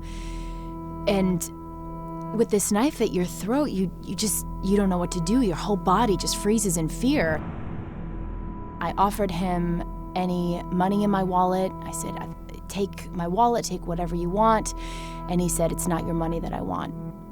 And that line made me realize that this was a very serious situation. He tried to force me into my car, but the console that separated the passenger and the driver's seat, he wasn't able to get me over the seat, so he said, this isn't gonna work, he muttered. And so he grabbed me out of the car, still with the knife to my throat, and forced me into his car, which was parked just feet from my car, just a mere couple feet. And I just thought to myself, had he been watching me? Had he been stalking me? Because his car was parked so close to mine that this feeling of dread just kind of overcame me. In the car, he had grabbed both of my wrists and took them behind my back and used zip ties to restrain my arms behind my back. And then I saw him take these Band-Aids and peel off the white strips and place it on my eyes, 2 of them, one horizontal and one vertically in the shape of a cross, and then put sunglasses over my eyes to conceal the Band-Aids. And he was so practiced. I knew that he had done this before. It was just so methodical and practiced that in my heart of hearts, I knew that this was not his first time doing this.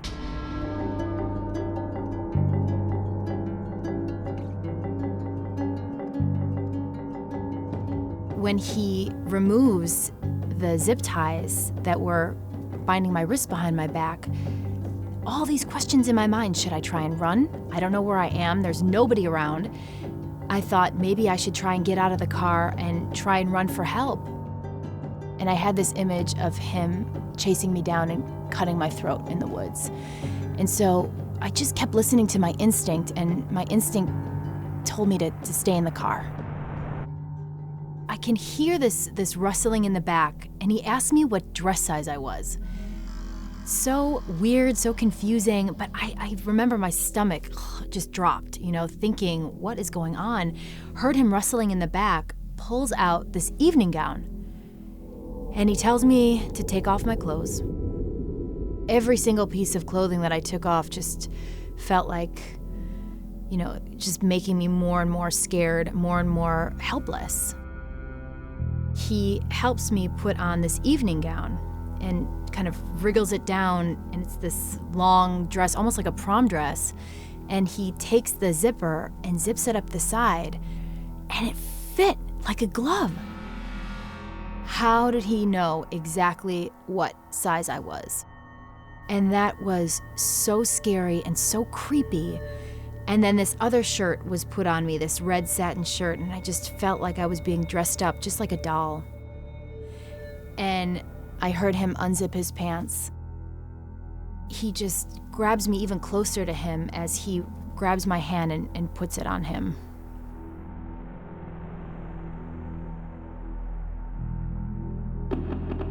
To be forced to do something like that against your will and to feel like all you were there for was just a thing, an object, was traumatizing. My eyes were shut so tight, but I know that there was a couple of tears that had fallen, and after he had finished, he cleaned himself off with this handkerchief, and he took it and he wiped the tears with that off my face, and it was just so repulsive. And with that same handkerchief, he wiped his fingerprints off my keys. And all of these feelings are going through me, and I knew that he had done this before, and every cell in my body just felt like I want to make sure that this guy gets brought to justice. And that's what kept me going through this, is just knowing that I was going to do everything I could to get this guy to pay for what he did.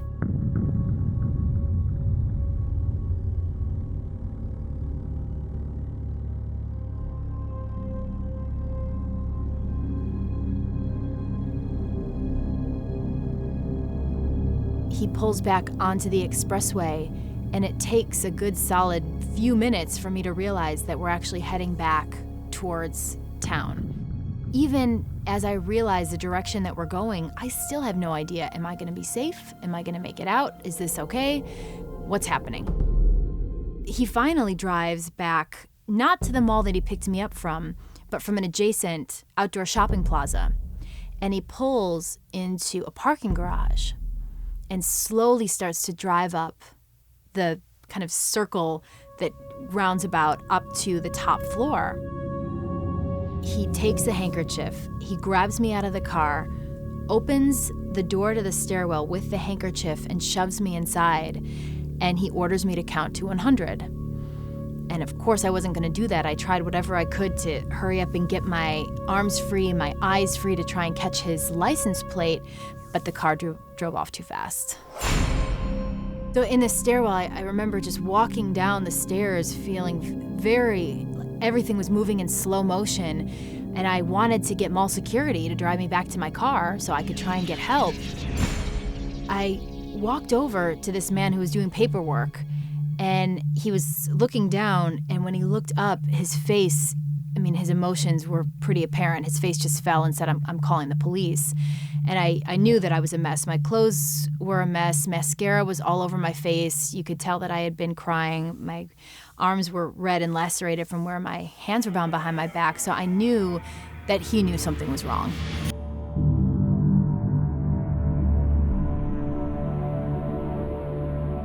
He says, well, I need to ask you a question that I ask all the victims that come in here. After I told him my story, he said, are you lying? He said, are you in an abusive relationship? Does your boyfriend hit you? Because sometimes girls get themselves into situations. Didn't believe me. I stood up out of my chair at the police station, clenched my fists, and I walked out of there. We put so much pressure on the police station to take this seriously that they finally put 2 new detectives on the case. And the 2 new detectives said to me, Angela, we have kids of our own. We're gonna do everything we can to catch this guy. So I did a sketch of his face, and that's actually how they caught him. They had it faxed over to the police stations, and someone recognized him.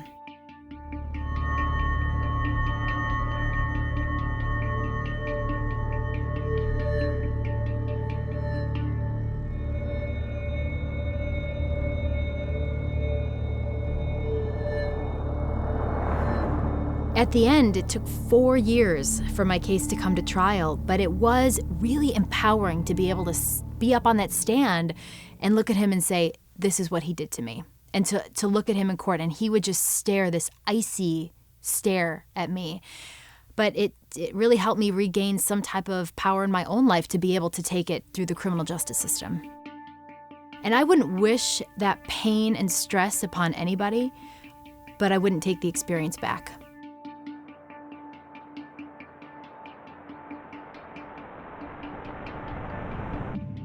And I feel like we can't choose what happens to us in life, but we can choose our response.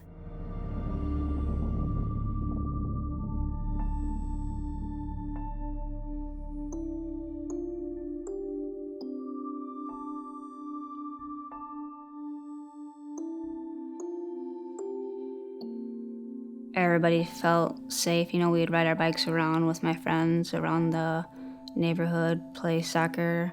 We'd sell Girl Scout cookies, go door to door.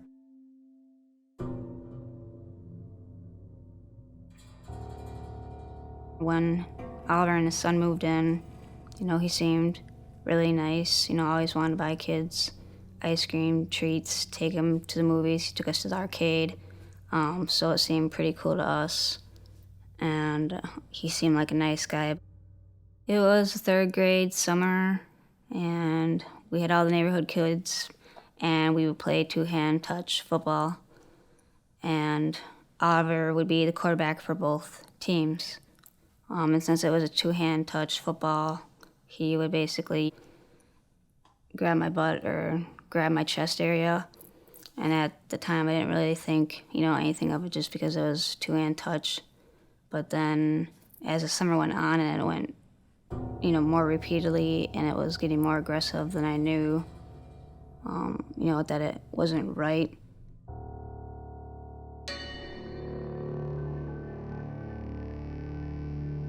Nobody knew or paid attention to the fact that Oliver would pull me aside, follow me into his house, and then he would lock me up in one of the rooms, and then he would set me on his lap, and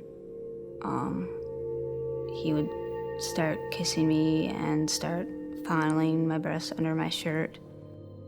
He repeatedly told me that if I told anybody that he would kill me and my family members. So basically I did whatever he told me to do. I didn't feel safe anywhere because of all the threats he gave me. He lived a house away from me, which meant he had access to me at all times. And so I wasn't safe there. I wasn't safe at school. He was like a student aide or a teacher's aide helper at the elementary school. He made sure that he was in my English, my math class, no matter what class I was in, he was a student aide teacher there. When we were in recess, he would corner me to the back of the playground area where he could rub up against me. No one would pay attention to it at all.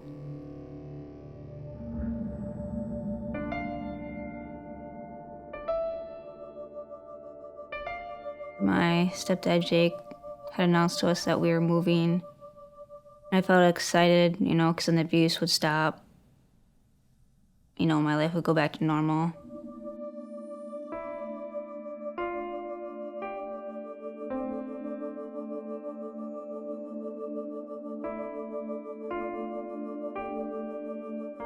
Now that we live 2 hours away, we saw our dad every other weekend. So the first weekend, our dad picked us up. As soon as we got to my dad's house, there was Oliver right there again. And we found out that he moved across the street from my dad.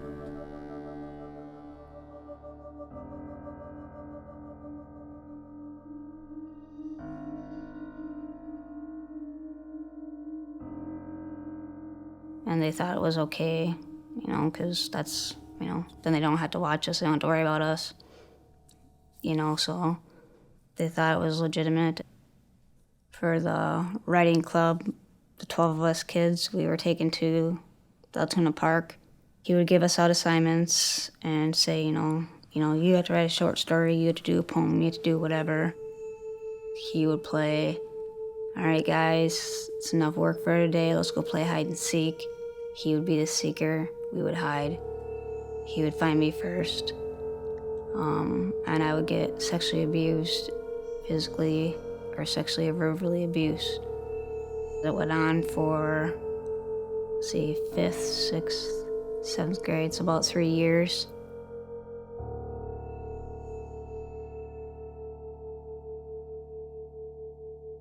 I was pretty excited about that, having a book published, so to me that was, something cool.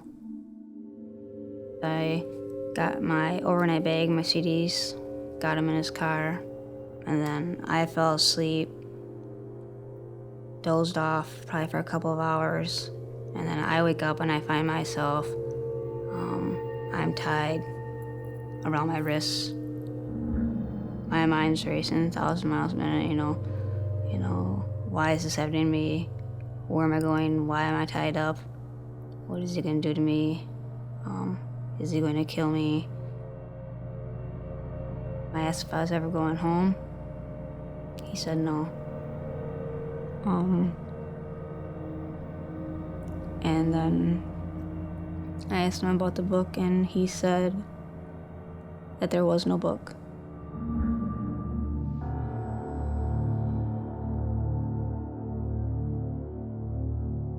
He had a knife to my back the whole entire time throughout the airport. Once we got off of the airplane in Houston, he took the first van that was available to the closest hotel, and he told everybody that, you know, this is my daughter, Cindy. She's been homeschooled all of her life, so she's gonna remain homeschooled. So nobody questioned about me ever not leaving the hotel room. I complied with what Oliver told me to do, told me to say, and that's what you gotta do to survive. I found out the hard way that if you don't comply, you're gonna get beaten, raped, hit, whatever, if you don't comply, because I did that and it doesn't work. Every day you're listening to, you know, your parents don't love you, they don't want you, you're worthless, you're damaged good. You begin to believe it. I didn't know that my name was Jessica. I knew that my parents and my friends were looking for me, but the images of them just kind of faded during the whole 3.5 months that I was kidnapped. I was a prisoner to him because what he said went. There's no questions to be asked.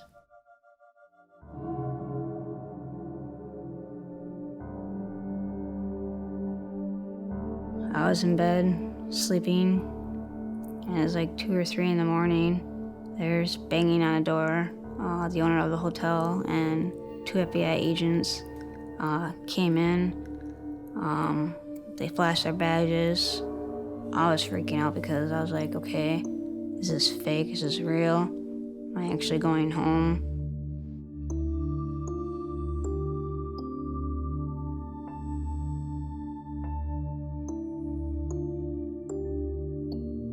I saw my mom coming out of the airport, and I start running towards her, and I give her a big hug, and she's crying, I'm crying. And in my mind, I'm like, is this real? You know, because it's for being held in captive for so long. You know, it's like, is it a dream or is it true?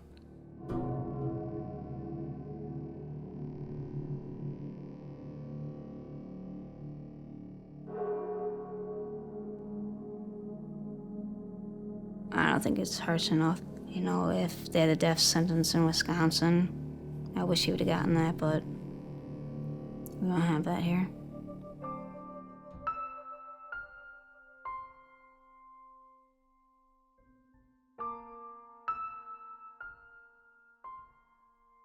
I'm a symbol of hope to a lot of the parents out there that are still have missing kids out there, and for the kids that have returned home, because there's only so many of us that have been returned home. There's not a lot. So talking to them, you know, gives them hope, makes them stronger. It's not easy, but it's just something that I do. I survive so that I could continue living a life and being a part of the community and with my family.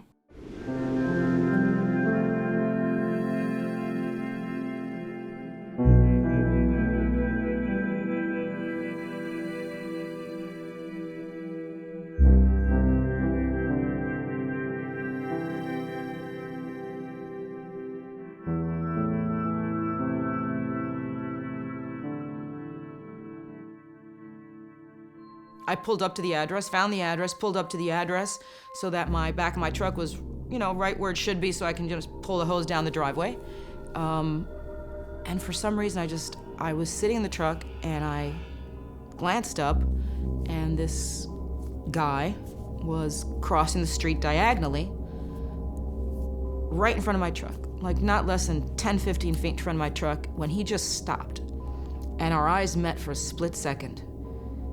And I just got this feeling like, all right, I'm not getting out of my truck. I don't know where that feeling came from, but no, I'm not getting out of my truck. I stayed in my truck. I kept looking at him. He turned around and walked back in the same direction he had come from. I found that very odd.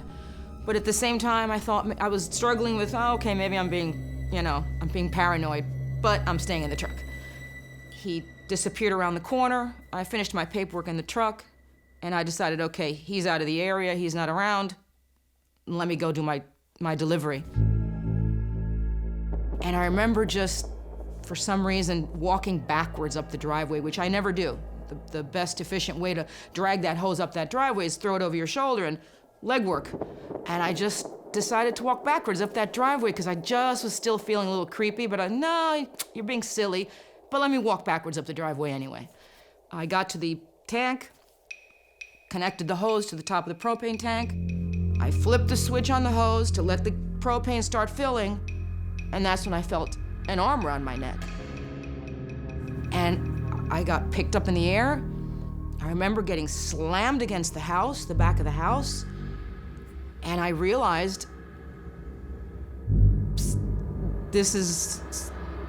someone's choking me. No matter which way I reached, I couldn't grab onto anything. And I remember I couldn't breathe, and I kept trying to grab my breath, and I couldn't.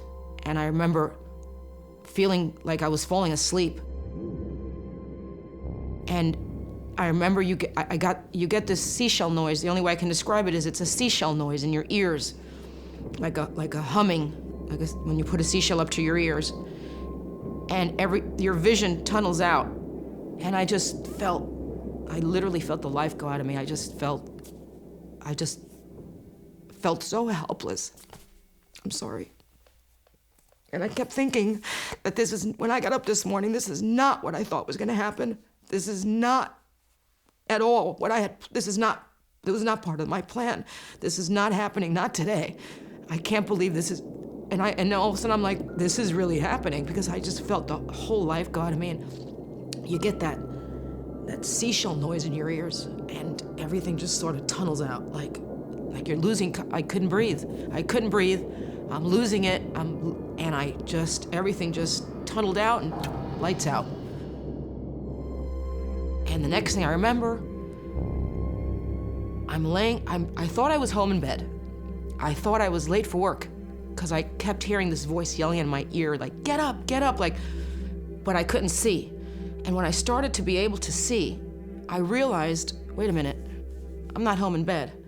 I'm looking at the back of a house, and I sort of just peeked out of the corner of my eye, and I see the guy that had crossed my front of my truck earlier, and he straddled over me with one leg on each side of me, going through my fanny pouch. My reaction was to reach up without even thinking about it. I don't remember even thinking about it. I just remember reaching up as hard as I could and grabbing him by the testicles and thinking to myself, because this is how silly your mind gets, God, he's wearing baggy shorts. I hope I reached up far enough. And that really pissed him off, He went up behind me.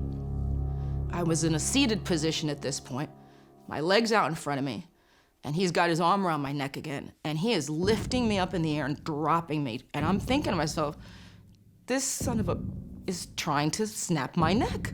And I'm holding on with both arms for dear life, and he's lifting me up and trying to snap my neck, and for some reason, the thought that comes into my head is, play dead, over and over, play dead. And I did it almost exaggerated. Like, I couldn't believe he fell for it. I exhaled so loud and went limp, like so exaggerated. I just went, and I felt him just let go just a little bit.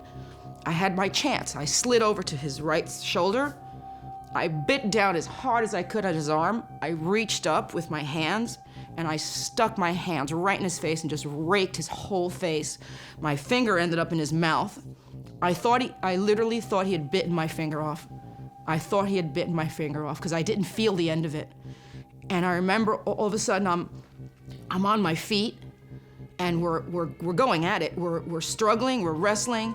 He throws me up against the back of the house, puts his arm around my neck, and just starts wailing on me.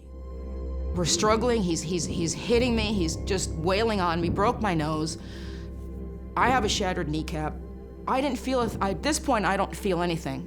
And I remember, just for a split second, he stopped, and he looked me right in the face, and he said, "Give me the effing money."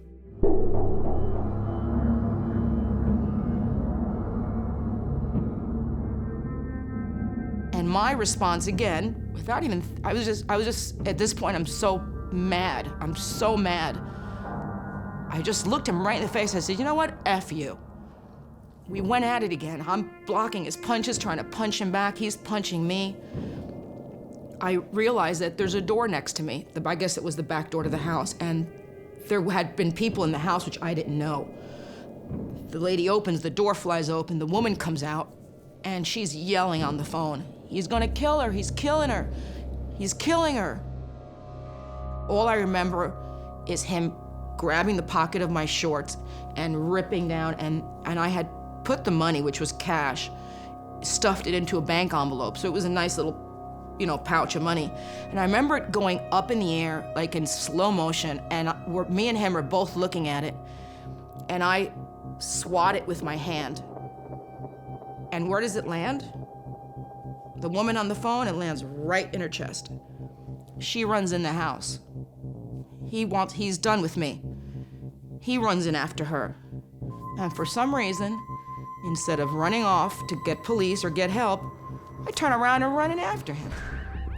By the time I catch up, he's got her by the neck. To give me the money, give me the money. And I remember just punching between his arms and hitting him right in the chin and hearing his teeth hit together. And there's a couple of teenagers in the room. One of the teenagers had the phone. She opens the front door and starts yelling at him to get out. "The police is coming, get out." I remember him grabbing his shirt and wiping his face and walking up the driveway, giving us a look like taunting us, and then he took off. The next thing I know, the cops showed up, and they were on their walkie-talkies, and they had caught him like 2 blocks away.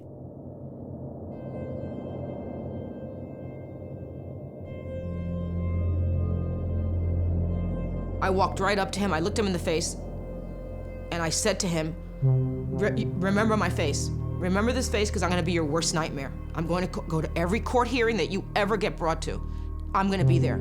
I'm your worst nightmare from this day forward."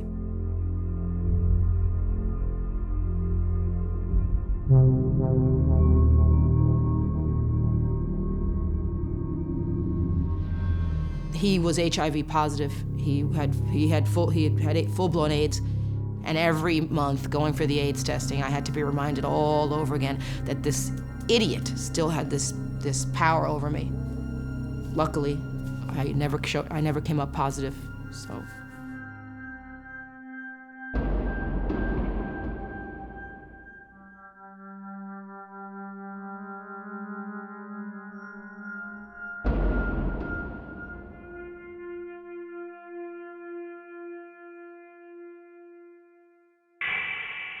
I survived because it was him or me, and it wasn't gonna be me.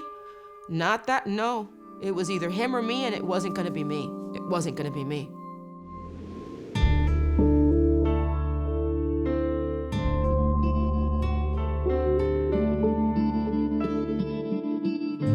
We had just gotten back after winter break. It was our first day back, and my students were a little bit unmotivated, and so I decided to go during lunch and get some candy.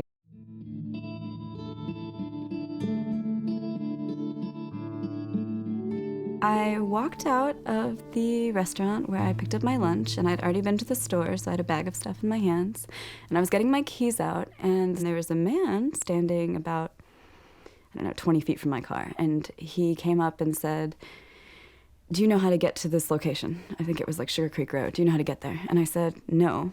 I'm sorry, but very politely, because that didn't bother me. I thought, he just wants directions. And I kept on walking to my car. I really didn't feel that threatened. He looked like someone's fat, middle-aged, white, kind of creepy but not threatening uncle, just this fat old guy.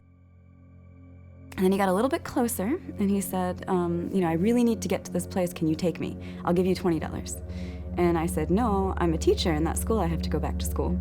It's really important, but I'm sorry, I'm sure you'll find a ride. There's a bus station over there, And he was like, what if I give you $50?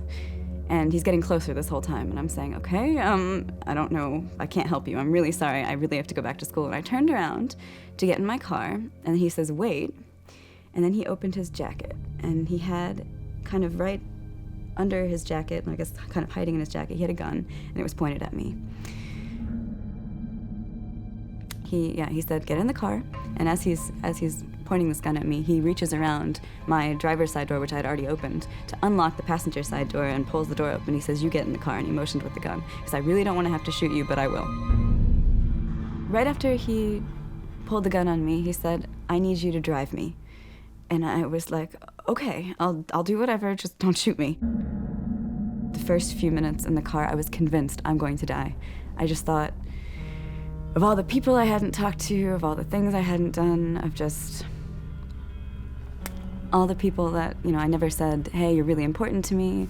I thought, when was the last time I talked to my mom? I don't remember, But he said, get on the road. And I was shaking so bad, and he said, do not get pulled over or I will shoot you. And I was going, I can't drive. I'm thinking, do I try and crash into someone at first? I'm thinking, do I try and wreck the car? Do I try and see if I can wreck it hard enough to hurt him? Do I take a chance and drive? My feet were shaking so bad. I thought he's gonna take me to some hotel and he's going to do whatever he wants to me and then he's gonna kill me. We're driving down the highway and he points to a motel and he says, stop there, that's good. And he said, we're gonna go together to the front desk. We're going to check in. You're gonna rent me a room for a night.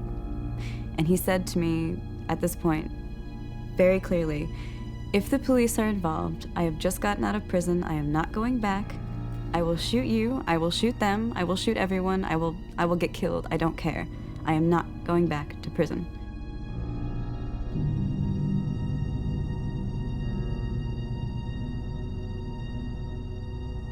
I was so nervous that they were going to notice that this guy had a gun.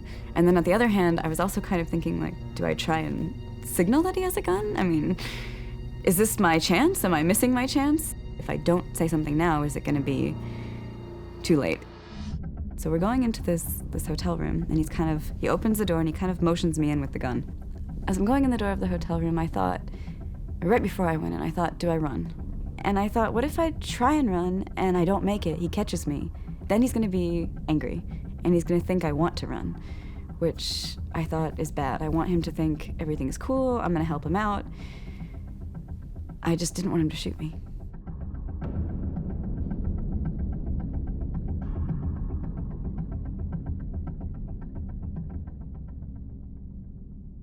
He's kind of started telling me, I'm running from the police. I think the police are after me. And so, he says, we need to wait this out. We'll just sit here for a couple hours, and I'll call a friend of mine, and then he's going to pick me up. You're going to go in the bathroom. I'm going to lock you in there. We're going to drive off, and it's going to be fine. And I thought, okay, I can do that. I'm still thinking he's going to shoot me. I mean, in the back of my head, I really thought, he's not just going to drive off. He's going to shoot me. So I'm waiting. I'm thinking, this time is going to roll around, and it was like 4 o'clock. It was going to happen. This guy was going to call. They were going to come pick him up. So 4 o'clock happens. This guy calls. He says, no, I'm not coming to get you. And he looks at me and he goes, well, I can't let you go now because I don't know how I'm going to get out of here. I started to cry. And I said, you're never going to let me go. I really want to go home. He got really upset and he started waving the gun around and he said, oh, I'm going to shoot you. You need to stop this. You need to stop this right now. He pulls out of his pocket this pipe. And I looked at it and I said, oh my God, I don't know what that is. And I said, what are you doing? And he said, oh, I'm just gonna smoke a little crack, it will calm me down. And obviously, you know, he was already kind of panicky, and me panicking was really bad. And so he starts waving the gun around. He said, well, I'm gonna have to kill you. If you can't help me, if you can't stay calm, then I'm gonna have to shoot you. And I was like, okay, what can I do so that you can trust me? What can I do to prove to you that you can trust me? Because I want to get out of this situation. I don't want you to kill me. I wanted him to not just see me as something expendable, as someone he could just kill or hurt. I wanted him to see me as a person, as his friend. And he looks at me and he said, all right, well, if you smoke this crack, I'll believe that you're not going to tell on me. And I was like, I can't do that. And he sat right next to me and he pointed the gun at me and he said, if you don't smoke this, I'm going to kill you. And he forced me to smoke crack. After he forced me to smoke crack, he had these beers and he said, have a beer with me. And I thought, at this point, I want him to believe that I'm on his side, so I'll have a beer with him. I'm gonna be his best friend. And if I convince him that I'm on his side, then he'll let me go. Or I'll figure a way out of this. At about 2 o'clock in the morning, he decides that he needs more drugs. And he says, this is okay, right? We're gonna go get more drugs, we're gonna have a party. And I'm going, oh my God, I have to go to a crack house. Like, I'm having, like a panic attack about this. Like, oh my God, I can't be in this neighborhood. If we're driving around this neighborhood, it's 2 o'clock in the morning. What if the police pull us over? He said, if the police show up, you need to be really sure about this. I'm gonna use you as a human shield and I am going to go down shooting. I don't care. Eventually, it's 7 o'clock in the morning and there are no more drugs. And he kind of sobers down a little bit and he looks at me and he says, I have to get out of the state of North Carolina because what I'm wanted for is a state crime and I have to leave the state. If I leave the state, they won't be looking for me, it's fine. So I said, why don't you take my car? Why don't you just take my car? I won't report it stolen. I'm on your side. I mean, I've already done illegal things, so you have to know I'm not gonna tell on you. So you take my car. And then he says, you'd do that for me? You would, he looks at me and he said, you like me that much? And I'm thinking in the back of my head, I don't like you, I just want to get out of here. But he was just like, oh, that's, and that was really then he really said, okay, now I trust you.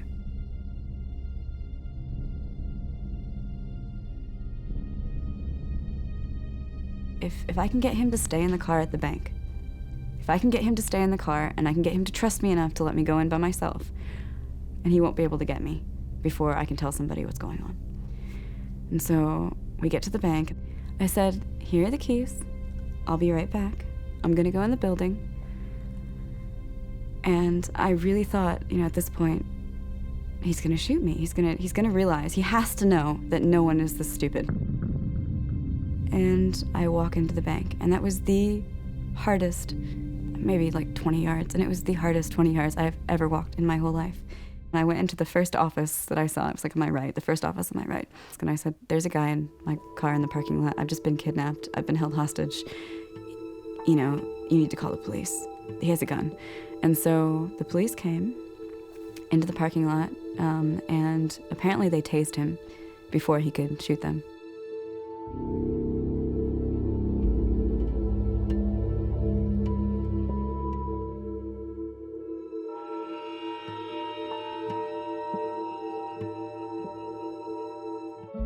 I survived because I convinced him that I was a person. I think that's the main thing. I said, okay, I'm gonna come up with a way for us to get out of this situation. And I believed that I could do it. I mean, once I believed that I could do it, it worked.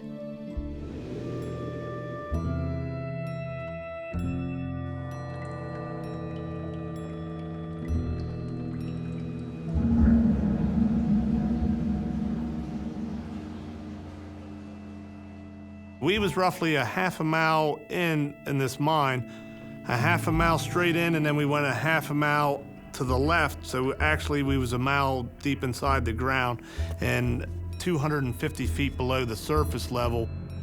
There was probably an hour and a half left on our shift until we was ready to go home, and I heard this big roar. As soon as I heard the noise, my heart actually dropped because I had no clue what it was, and I knew something was seriously wrong.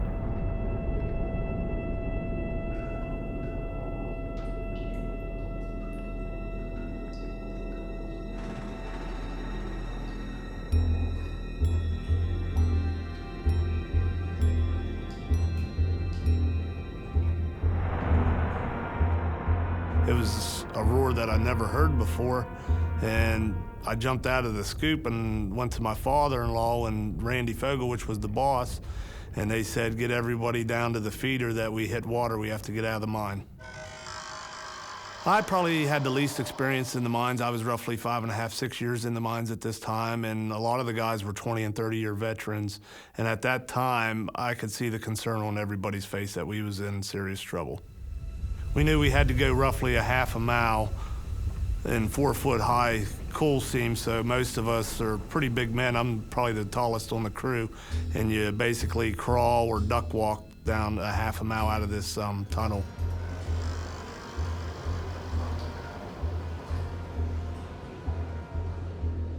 It was up to our chins that we actually had our heads up in the air, trying to get your mouth up as high as you could. We're trying to get out as fast as we possibly can, and we got down at one point where the water was roofed out. And at this point, we had to turn around and try to fight our way back through the water.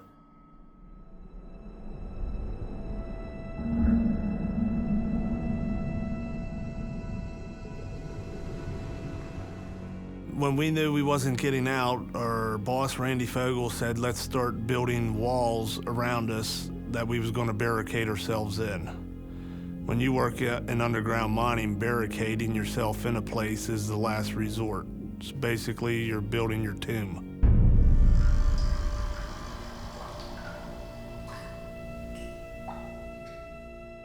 When we started building barricades, we knew we had to seal off all these tunnel entries to try to keep the water from coming up any farther on us. We calculated we knew we had anywhere from 6 to 8 hours at this time before the water would reach us.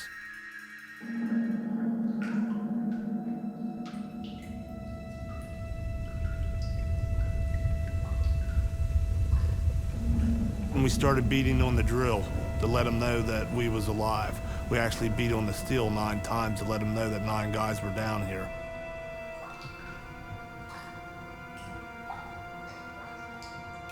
It was within 15, 30 minutes that you could actually feel, you was starting to feel better already, that you could breathe oxygen.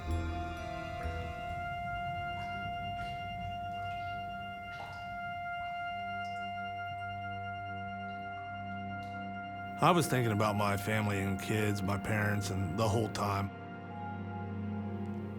I asked Randy Fogel for a pen. I knew time was near. I wanted to write to my wife and kids because they're the most important things in my life.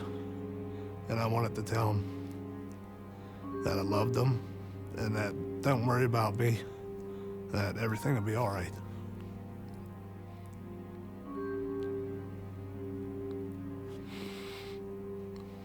And I wrote to my wife and kids. Every other guy, they wrote to their wife and kids, and we all cried. We knew it was time. We had an hour left, and we all stuck our letters in a plastic bucket and taped it shut so the water wouldn't get in, so they could at least give them to our families.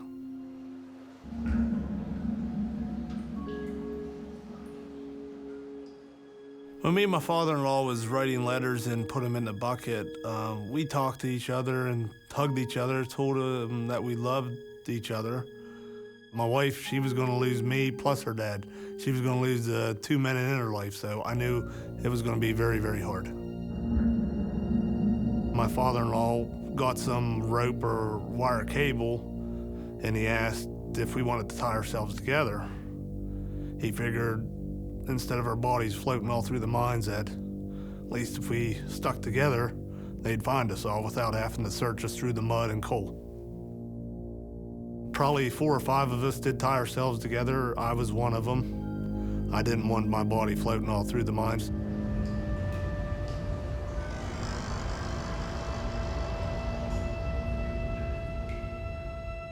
We even put a piece of canvas across that entry because we didn't even want to see the water rising. It just gave you a little barrier. And we waited and waited and waited, and here the water stopped about right where this curtain was. It went an hour, it was still there. It went 8, 10 hours, it was still there. It never rose, it wasn't really dropping. So we sat in this entry pretty much in pitch dark.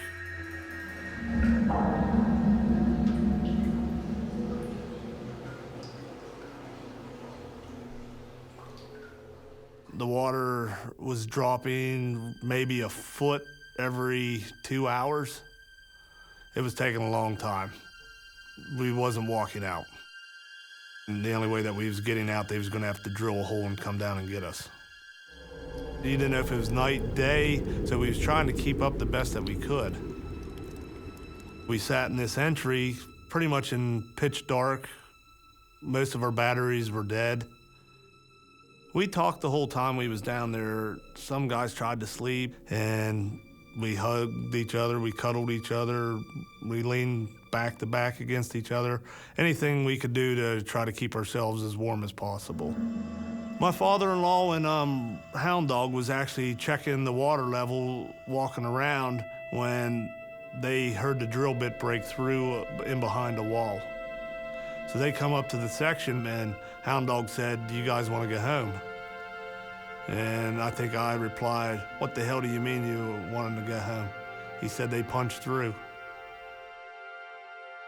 That's when I undid my mining belt, dropped it down on the ground, and I left it there because I knew I was never coming back.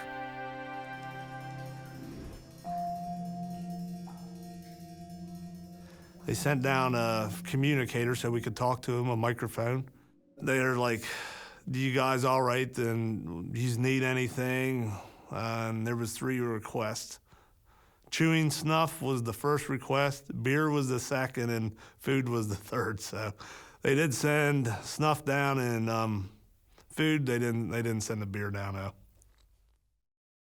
They called down on the microphone and told us that they was going to send this capsule down, that it had a slide door on the bottom that you had to slide up, and you had to crawl your body into this tube, a cylinder. It got a wire mesh around it, and it had a headset in it so they could talk to you as they raised you up.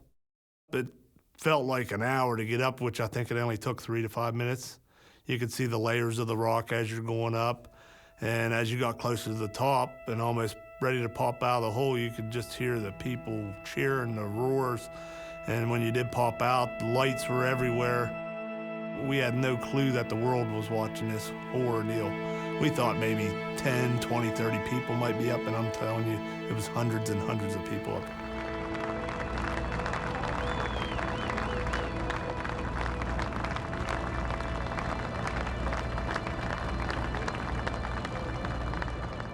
At that point in time is when I really, really broke down.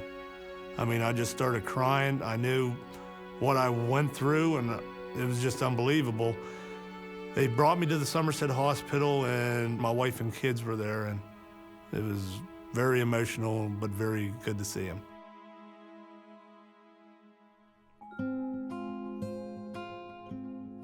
I survived because somebody else wanted me to survive. Too many things happen for a reason at the right time, I believe. We got oxygen to us in time. We found Mo in time. The water stopped in time. There's had to be a higher power, I still believe.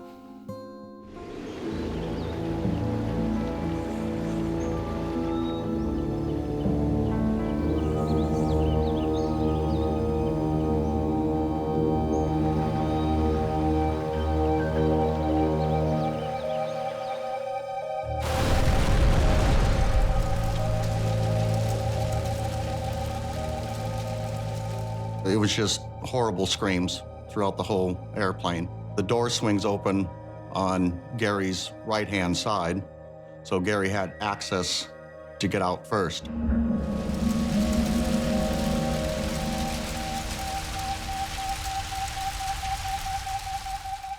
When I missed my seatbelt, it was just total horror, terror, as the flames was burning the skin.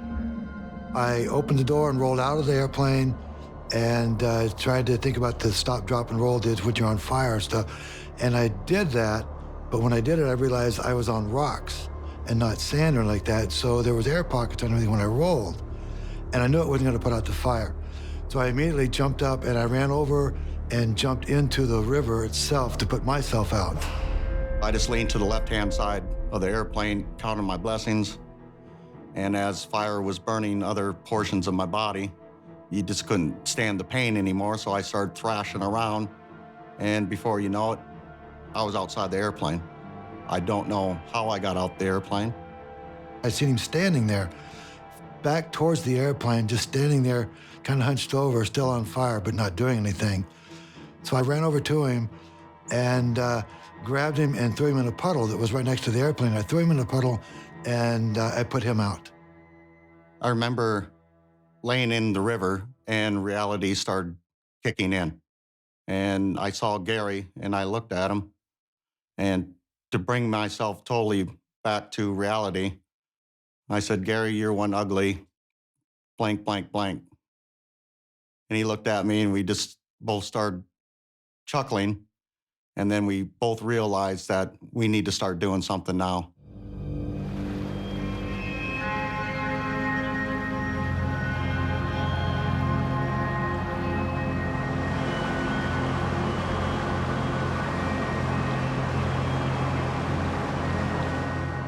What I remember is the smell of burnt skin peeling off as I was taking it. I was in hypothermia because with Gary throwing me into the river, I was quite cold. All my heat was escaping out of from holes or burnt skin.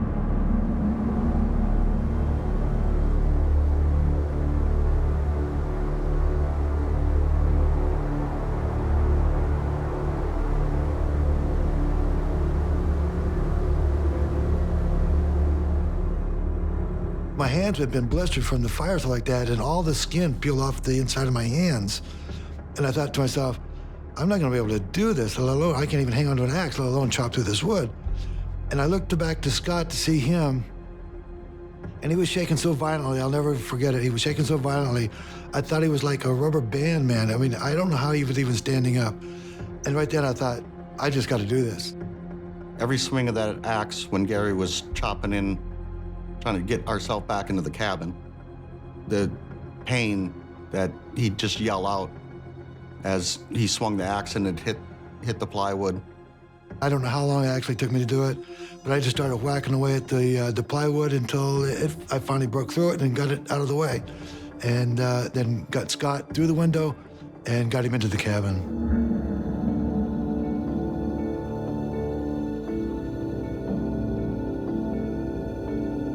Scott was pretty weak. I was concerned about his health. He noticed that his hands was bleeding, and the blood was kind of seeping out of his skin and stuff like that. So what I did was I wrapped his hands in some dish towels that we had there, because we didn't have any first aid kits or anything like that, and all we had was these dish towels. So I wrapped his hands in these dish towels, and I started treating for shock. I put him in a sleeping bag, and I propped his feet up and stuff like that. And then I also gave him about a half a glass of water because I knew his throat was also burned, probably like mine was. After about 5 hours, Scott started to vomit. And I thought, okay, he's in really bad shape now. This is not good. I kept drinking water, then vomiting, drinking more water, more vomiting. That's when Gary decided we need to go get help because we're not going to last too much longer. I didn't get any sleep at all through the night. I kept the fire going and keep an eye on Scott. In the morning, when the morning came around, all the wood had burned out. So I knew that that day was that day that it had to be, that was going to be there, because we weren't going to make it any farther than that.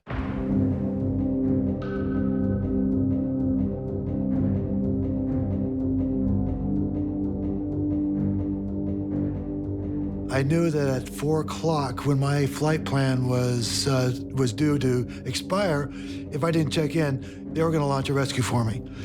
So I knew I had to, and I kept telling Scott, that's when they're going to start, things are going to start happening. That's when we're going to know whether they are going to rescue us or not. And so I had that goal in my mind that I was going to last at least until 4 o'clock to see what's going to happen.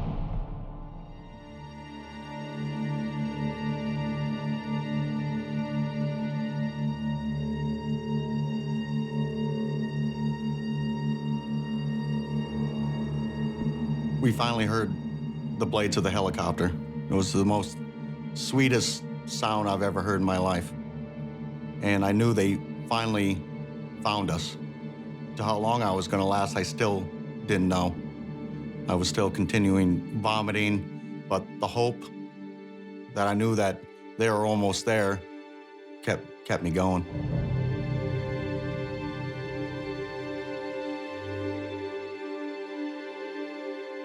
It was like two angels when they came in and they said, yeah, we got him, we got him. Let's get him down to the helo. We ain't got much time.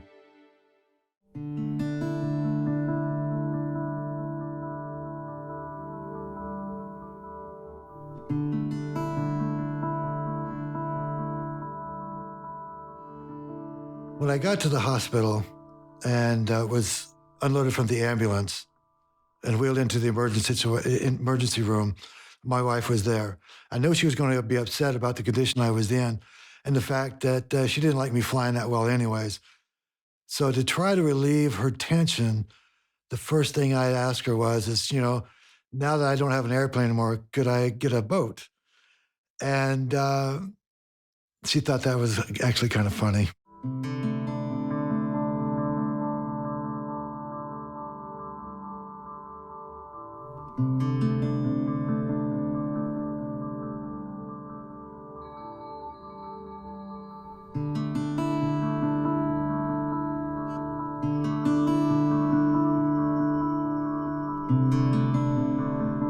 Through the healing process, it was nice to have somebody to go through it with me.